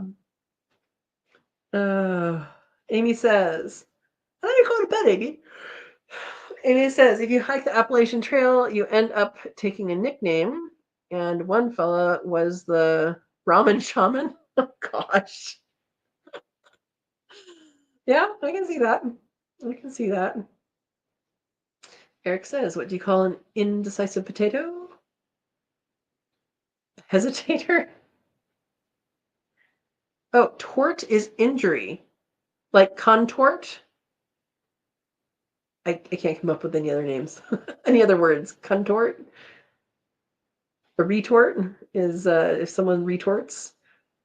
I don't know. Tort is the thing that falls when you slam the oven. What? I know what a tort is, but it falls when you slam the oven. Are you supposed to be slamming the oven? Do you follow recipe books, or are you making your own? Oh my goodness. I get what you're saying. It's up here and then down here. Eric says, what do you call a potato that goes door to door? Door to door? A solicitator. What do you call a potato who loves sports? A spectator. Tater, tater. Yeah. Oh yeah, I haven't actually harvested my potatoes yet. Souffle. Yeah, I think the souffle is the one that it even sounds souffle sounds like it fluffs up. Yeah, I think Amy woke up when Eric came on. Amy's trying to compete with Eric. I'm not sure she's gonna win. I don't know. Did I just challenge you, Amy? um, um, I don't remember what I was saying. Oh, potatoes. I have not harvested the potatoes yet. The people who were here before planted potatoes, and they died back a little bit ago, and I need to dig them up. I guess there's a gopher cage underneath it, which is helpful because there are gophers here. And then I just need to get in there and do it. I should probably do it before it rains too much. I don't know how much it's supposed to rain this week, but it is supposed to rain this week. Yeah. It's only a box like that big, but I think they stacked it. Yeah. Amy says, what do you call two spuds on opposite sides of a pivoting board? A tater totter? Oh my goodness. Goodness. Yeah. Better harvest them ASAP. Yes, I know, Verna. I was thinking that yesterday. So yesterday I harvested. Yeah, yesterday. You guys saw what I harvested yesterday. Some well developed cucumbers. Not all the tomatoes. I collected some tomatoes, and then actually I don't think I ever showed you guys how many, but that's okay. There's a lot of cherry tomatoes on there still that I just was done picking. I was like, okay, this is enough. And then there are peppers. I think a lot of them are bells that I need to give away because I don't do bells. Eric started it. Oh yeah, I know he started it. He's a jokester. And I was thinking about that, and I was like, oh, I already have 2 baskets full of stuff. I'll come back. So, but now I have to do the carpet because that has to get done before It has to get torn up before the dumpster goes away on Wednesday or Thursday. So they'll probably actually do that tomorrow. Probably won't do it tonight. I know, excuses, huh? Yeah. But yeah, I do need to do the potatoes before it rains too much. We don't want to waste that. And then I did buy a 50-pound, I think. I don't remember. I actually don't remember. A box of potatoes from my neighbor. He went on an adventure. Several, like a few miles, not miles, a few hours away to get fresh, good potatoes that last almost a year if kept appropriately. And so he sold me them as good price. That's what he does is he takes orders and goes over there and it pays for his gas and his potatoes. So he's like, that works. All right. Eric says, after an unsuccessful harvest, why did the farmer decide to try a career in music? Because he had a ton of sick beats. Oh my goodness. Yeah. Yeah. Um, oh, I think I told you guys this.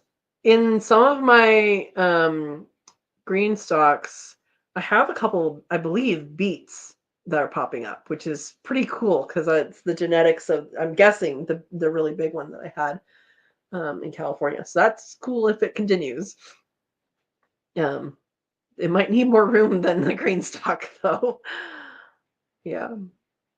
Amy says, we had a birthday party for our college dorm carpet. It was so old. What? Oh my goodness. Brenna says, know what you call an old Frenchman? A periwinkle?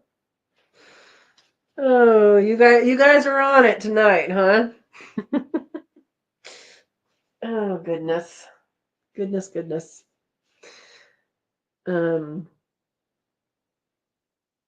Yeah. All right. We talked about water. We talked about garden. We talked about plants we have to watch out for when you plant them. Anything else you want to talk about? We're on joke time. um, yeah. When do I plant that rice? That's what I want to know. I have it still. I didn't plant it because I knew I was moving, which is a good thing as it turns out. When do I didn't Amy? Was that Amy that gave me that? I think that was Amy that gave me that, right? That rice. I think it was rice. I have it in bags in the other room in my seeds. Let's see if it was her. Is it Amy or JJ? I think it was Amy. I think. I don't know. Amy, did you give me that?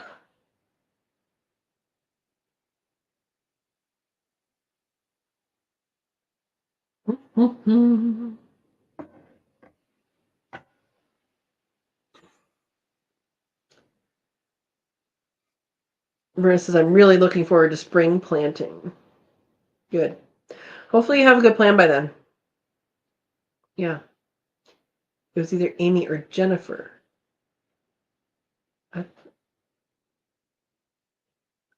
Do you need a flood irrigated patty for rice?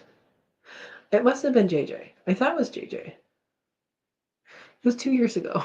Click on. So no, right? Isn't the answer no? So yes for some kinds and no for others. It depends on what you do. So I know like north of Sacramento, there are a lot of rice paddies and they do flood irrigate them and they grow in water. And what happens is it's actually there's some conservation stuff for fish involved with that too, because when they flood it, they have a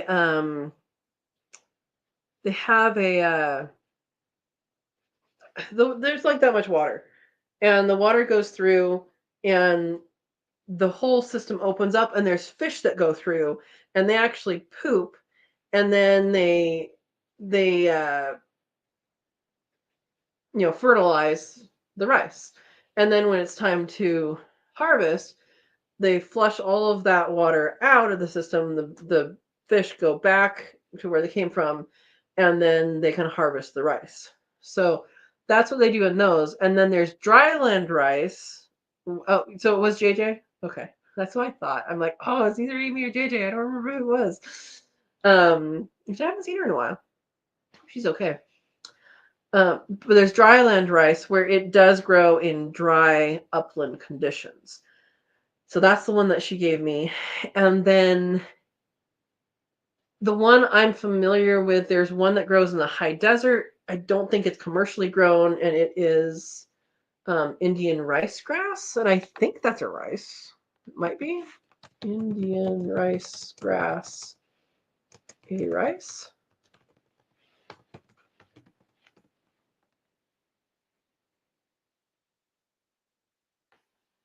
I don't know if it is a rice, but it's used. Oh, it's not a rice, but it is a grain. Okay.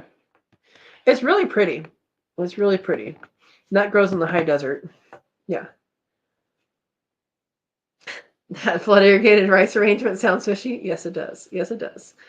But hey, I mean, farming and conservation coming together. I like it. I like it. Yeah, and when you drive by there, depending on the season, because it's right off of 5, you see a bunch of fields right off of 5. Interstate 5, which is like the big thing. Yeah. And so that is, it looks different depending on different seasons. Sometimes you don't really notice that it's a rice field because it looks like grass. And then sometimes when you can see the water part, because when the grass is growing, because rice is a grass, right? It's a grain. When it's growing, you can't really see the water when it's like more full. And then sometimes you can see the water. Anyway. Eric says, warning, don't give your kids Rice Krispies. I ate them growing up. Now when I stand up, I snack, crackle, and pop. That was a good one, Eric. That was a good one. See what you're up against, Amy? Yeah. Oh my goodness. Verna says, wild rice, also called manuminin. Minimum. You're just wanting me to say weird things.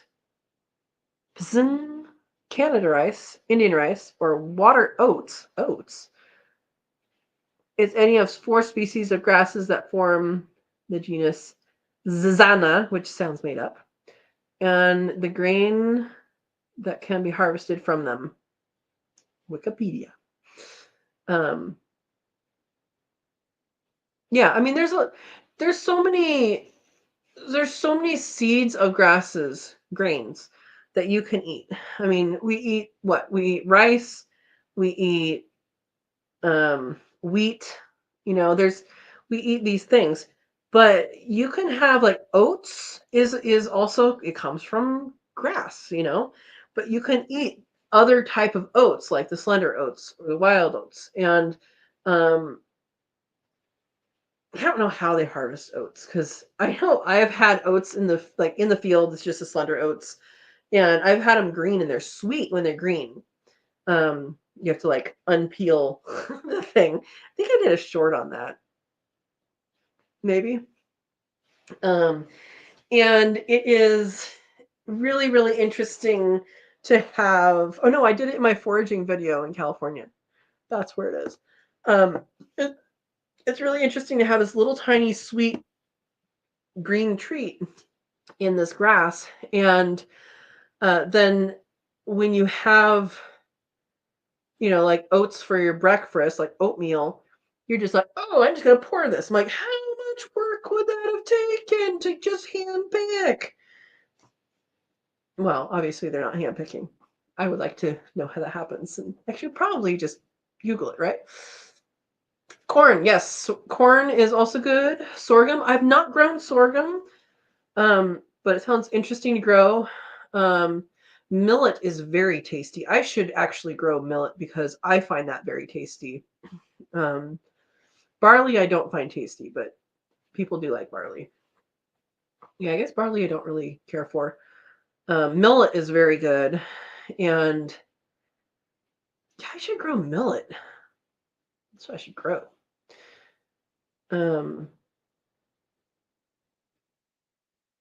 What's the other one? I don't know. It's a lot. Buckwheat. Yeah, buckwheat's good. I don't think buckwheat is a grass. I think buckwheat is a forb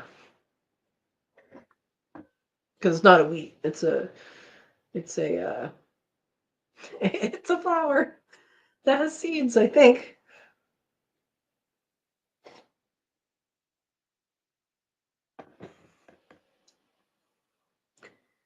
Tricolate, that is a type of wheat, I believe. And I probably said it wrong, but I believe that's a type of wheat.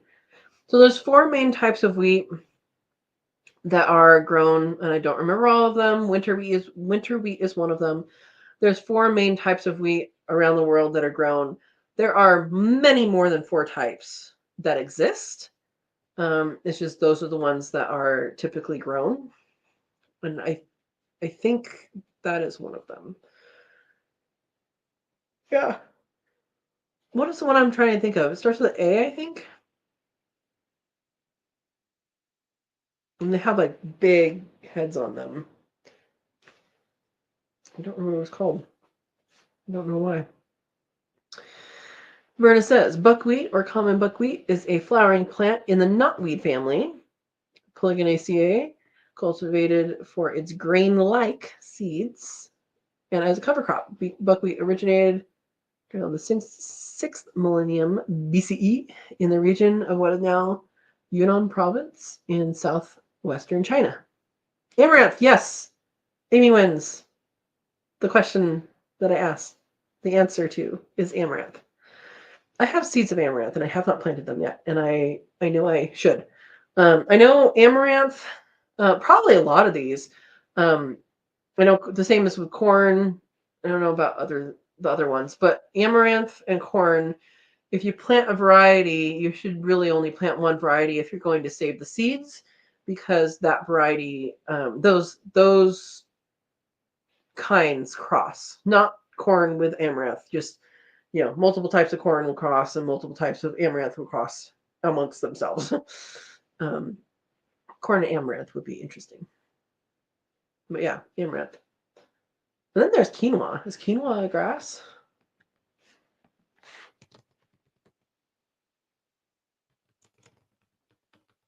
And let's see what Google says. Not a grass. Oh, it's in the amaranth family. I guess amaranth isn't. Oh, it's botanically related to spinach and beets. There we go. There we go. Answers on Google. Yeah. Okay. Well, I'll have to wait for JJ to tell me how I should be planting this rice. I don't know if it's a winter or a spring. I know, so like there are winter wheat varieties. If you watch I think the first foraging video, not foraging, I mean it is, but the first video I did mapping the pasture and the hayfield food plants, there was one wheat piece of grass right by the side of the road. I'm like, okay, well, wheat grows here. It's here for something. I don't know how well it grows here, but at least one of them made it. I'm guessing it's left over from some other time. So, yeah. Anyway, that was kind of funny. Verna says, I have amaranth and sorghum. Have you eaten either one, or do you just have seeds for them? Because I have amaranth seeds. I don't think I have sorghum seeds. I have a couple different kinds of amaranth seeds.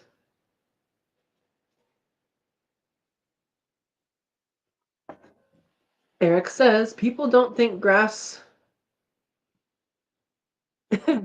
people don't think grass be wet in the morning, but it do. Oh my gosh. I had to say that in the right dialect. Okay, so Verna says I have them for flour to grind or to plant. Okay. Okay. And they're tasty. I got some flour, which I know you shouldn't have flour for probably as long as I keep flour. But I got a bunch of different flour, I think last year, and I haven't used all of it yet. But I was going to, and I need to again, but I need to do it when I have more eggs. Make different pastas, make the same pasta out of different flours, and see what I think about it. That's something I was going to do, and still I'm going to do, but I need more eggs. All right. Well, guys, we are slowing down. If anybody has, oh, hello. I guess we're not going to sign off yet. Andy Rabbit says hello. Hello, Andy Rabbit. How are you? We were talking about winter. The topic of the day was winter, winter water, winter, what are you doing for animals? What are you doing for your plants? All that. And then we moved on to what we are planting and what we might need to order when. Like saffron can be planted now. Garlic can be planted now. Ginger and turmeric can be ordered in, it's either January or February. There you go. Welcome. Eric says, Daddy, what's that flower called? That's a chrysanthemum. Chrysanthemum, son. How do you spell that? No, wait, it's a rose. Yeah, sometimes, huh? Sometimes. Somebody who's never spelled it spelled nasturtium. It's not how it sounds. It's nasturtium. Oh, Andy, we're doing well. We are doing well. Glad you're doing good. Yeah. Oh, Verna says, I wonder if I plant a vanilla bean, if I can grow them. Probably not. So you're talking about from the actual, like, stored thing? Vanilla beans, do it and try it and then prove me wrong. I'm going to say that before I say what I'm saying. Yes, there's a place to order turmeric, and I will put it here. You cannot order it yet from this place, but it is clean seeds and does not have, there's a link there, does not have the disease potential as the one from the grocery store. Okay, so Verna, try it and then prove me wrong, but I'm going to say what I think is going to happen. The way vanilla beans that you get from the store work is they are an orchid. They are hand pollinated. There's someone that hand pollinates each and every one of them for most beans out there in the market that comes to the United States. Because the native fly that pollinates, I think it's a fly, that pollinates them is not present in most of the places it's grown commercially. Then once the bean is there, it's picked, I believe, when it is green. I believe it's picked when it is green, which means the seeds may not be viable. Someone can check me on that. Once it's picked, it goes through a process of sweating. So it's picked, it gets into a pile, it's out in the sun, sprout out in the sun, it warms up. Then in the night, they roll it up, they bring it inside, and it sweats. So when things get warm and they heat up, things kind of start to evaporate. And then when it's wrapped up, it just sits there and soaks in and sweats in that moisture. Once that happens, the next day it's taken out and then put it away. This happens for a month. Then it can be dried and used. So that process, I am going to guess. One, I think the bean is picked before the seeds are ready. And two, that process of sweating, I believe probably if the seed was ready, it makes it not ready anymore. Try it, prove me wrong, then tell me I need to do it. I have, if vanilla bean can be grown by cutting, so you can have a cutting, you can get them online. There's people that sell them online. I did have one for a while. Turns out it needs to be in a very humid environment. It can't get cold either. It needs to be in a very humid environment, and it has to be, I don't know, 10 or 20 feet long before it flowers, something like that. And that was not something that worked for me. And I really wish it did.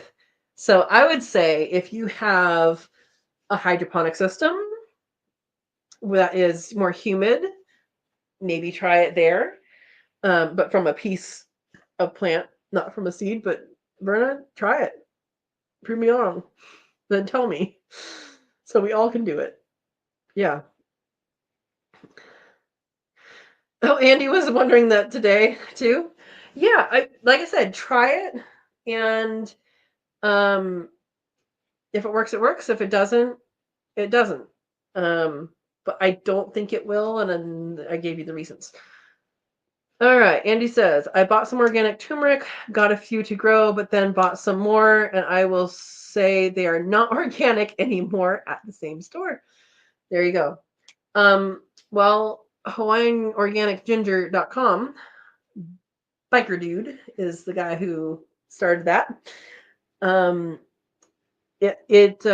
They have it. Get on their mailing list. They will send out an email when it's time to order, and they do sell out of them some things very quickly, but they do have some really cool varieties, and I've ordered from them before, and they're very good. Yeah.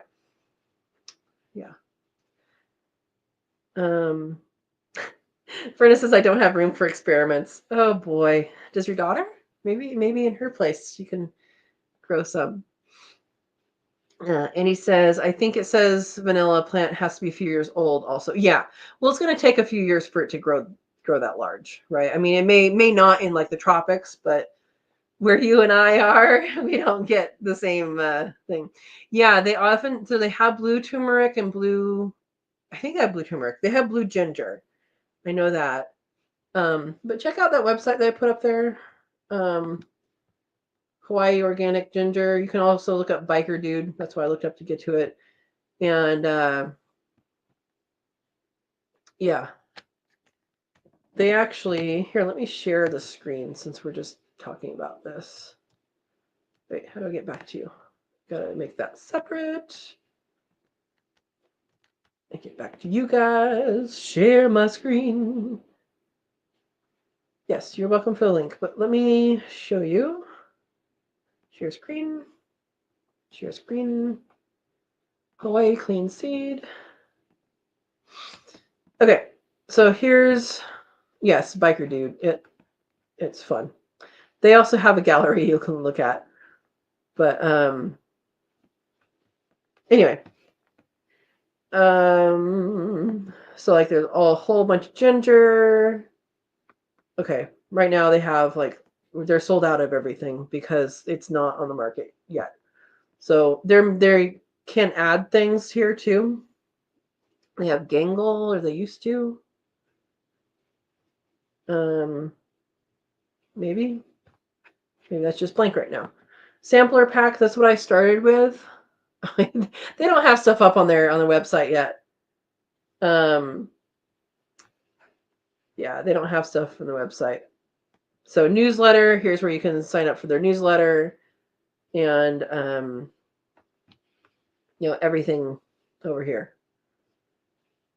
Recipes, there's all sorts of stuff on there. Let me show you.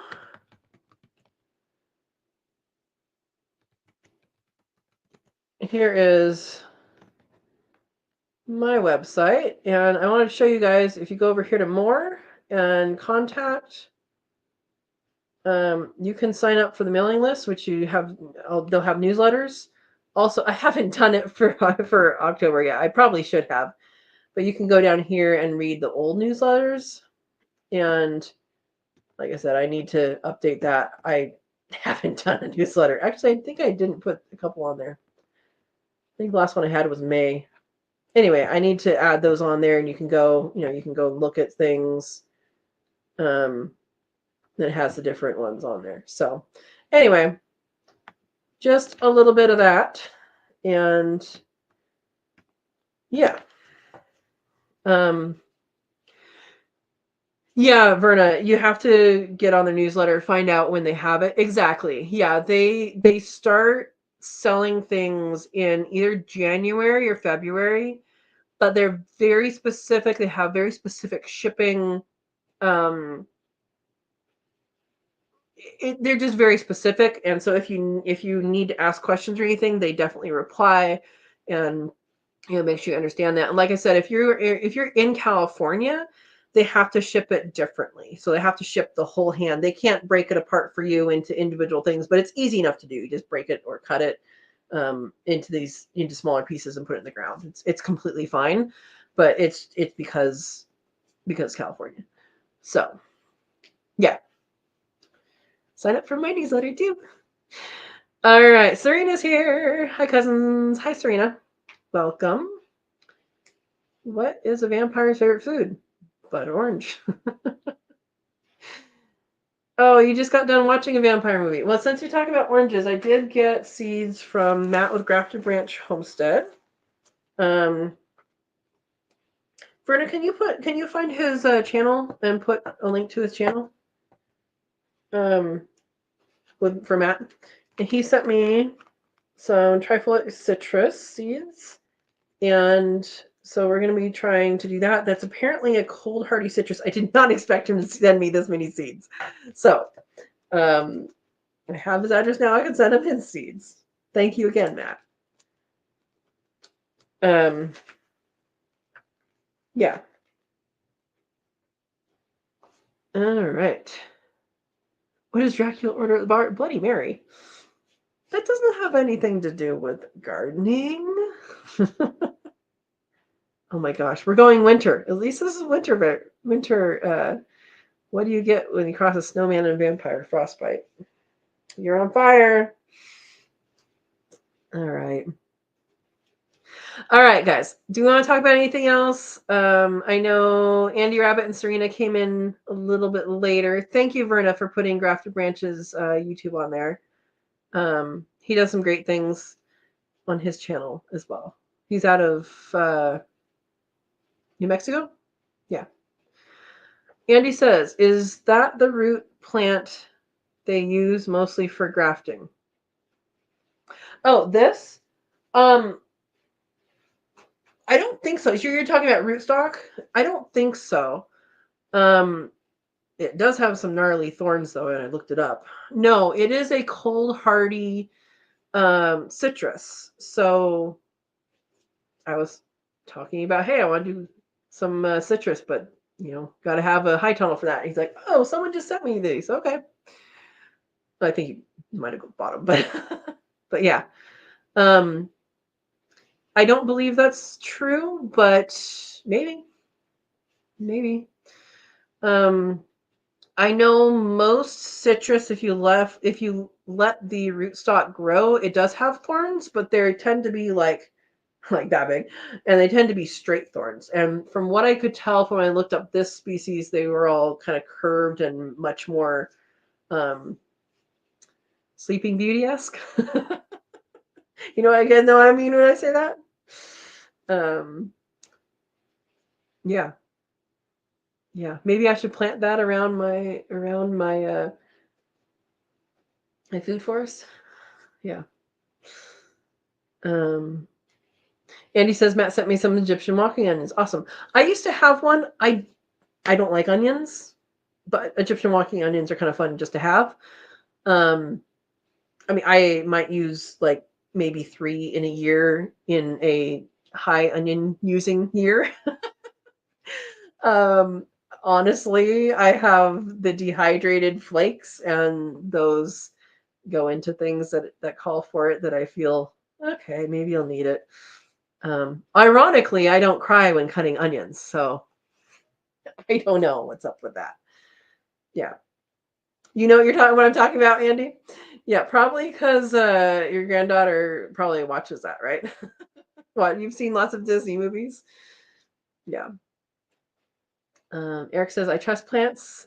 They get to the root of things. Man.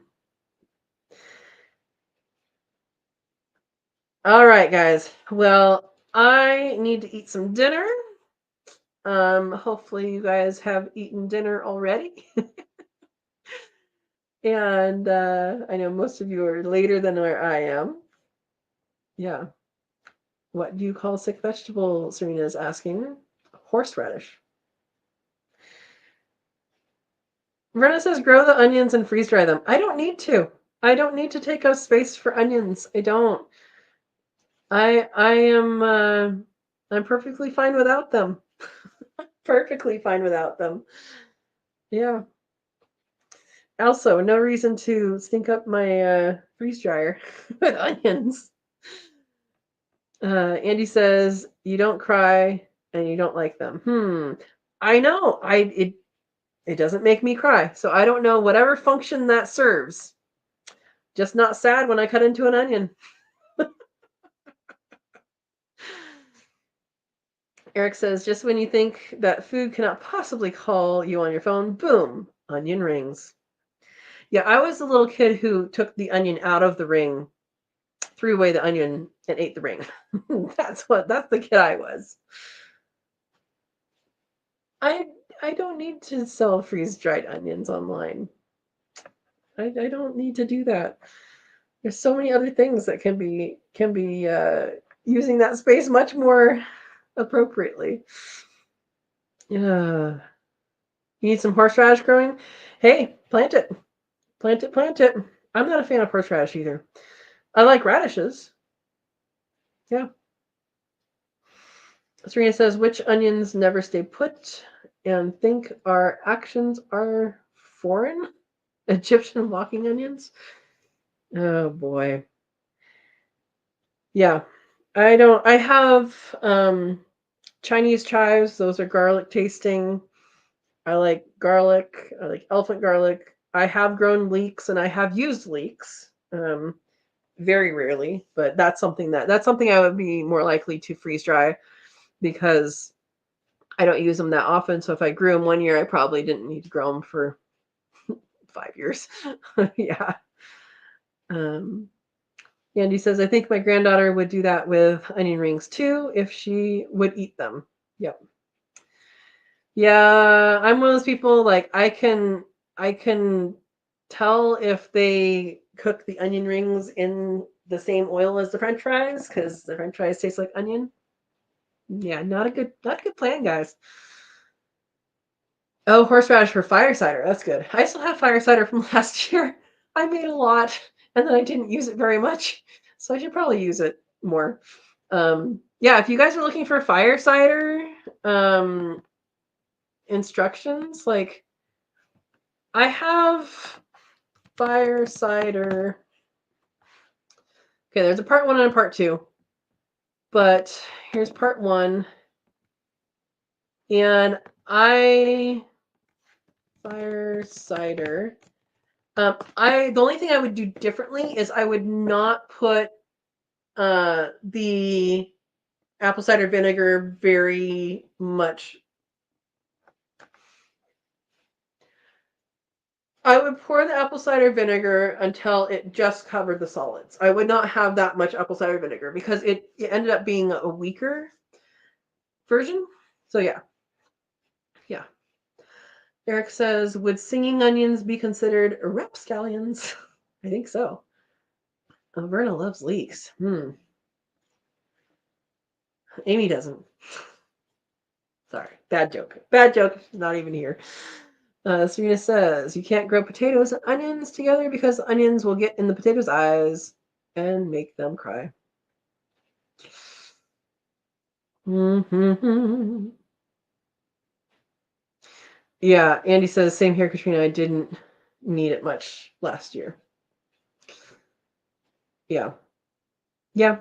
I just didn't use it very much at all. Oh, and Verna says I have garlic honey still from last year. I remember when you made that. Yeah. Eventually I'll get bees. It's not like even on the docket right now. But I have like that much more honey, and I'm thinking, I gotta find where local honey is sold. It's probably not sold right now. Probably gotta do store bought. But I should look around and see if anybody's selling it, local, look online or something. But yeah, I was thinking about that actually when I made my tea today, because I did put honey in my tea, and that's usually what I use it for, is tea, or if I make cornbread, which I haven't made in like 3 years or whatever. Andy, Aaron does not have local honey to me. He does have honey. He does have honey. And I could probably get it from him because it's probably really good honey. That's a good suggestion. Yeah. Serena says, which spice sounds like a bear or a lion? Garlic?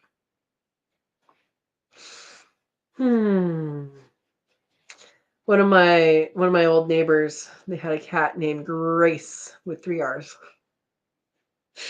Spelled that way, with 3 R's. Yep. Eric says, I used all my money to buy honey from a gnome.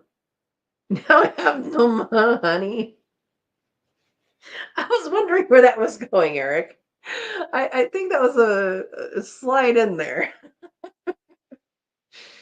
Yeah, Andy, better than store-bought for sure. Yeah. Yeah, well, that's why I was thinking I want to find someone local, because I know, or local-ish, local-esque. I don't know, Joy, are you still on? Do you have anybody in your neck of the woods? She may have left. She hasn't been talking. Because she's a few hours north of me, I think. Yeah.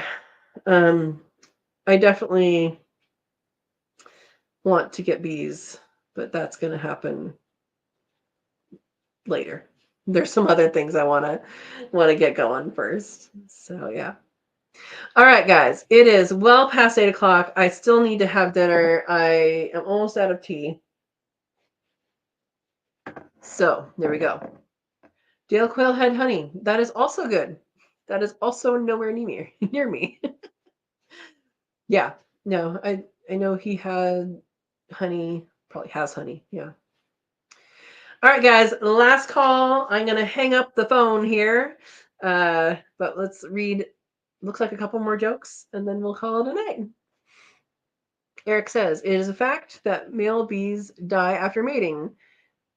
Guess it really is honey nut Cheerio. It's a good one. Serena says, did you hear about the bee that was allergic to honey? When it ate some, it got beehives.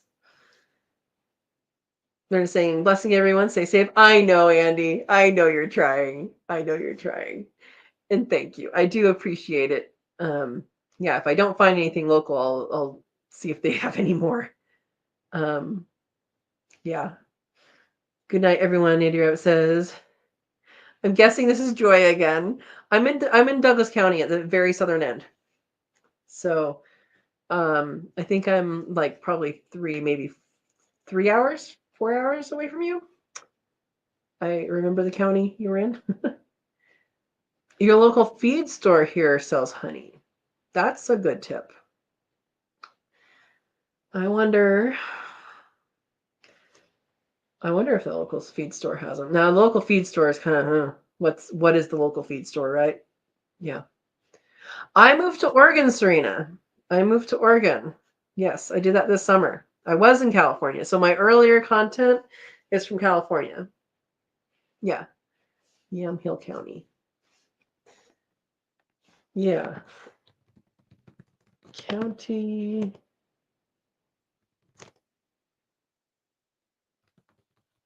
Let's see. Yeah, so like probably like maybe about 3.5 hours. 3.5 hours. Joy? Yeah. Andy, I did not specify the state. I apologize. Okay, Andy says my local health food store sells honey.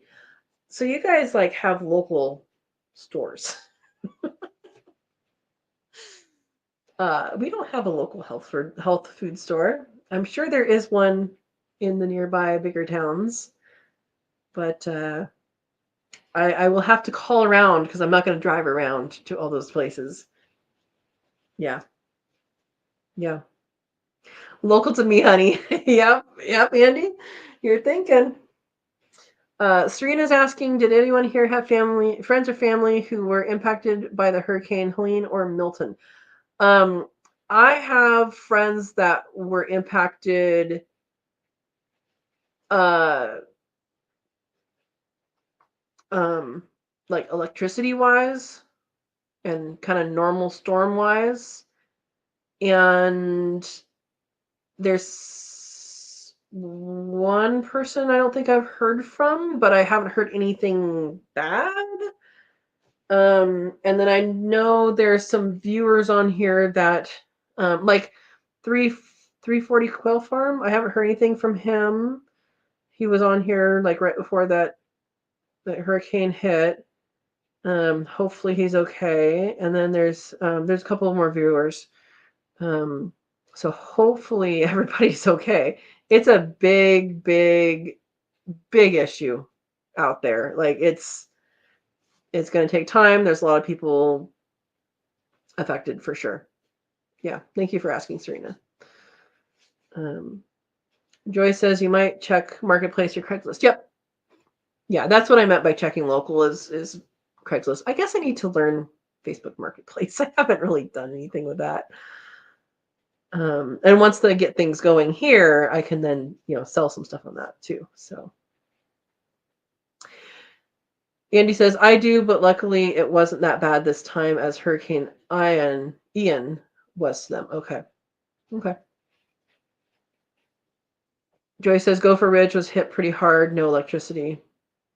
Yeah, there's a lot of stories of no electricity.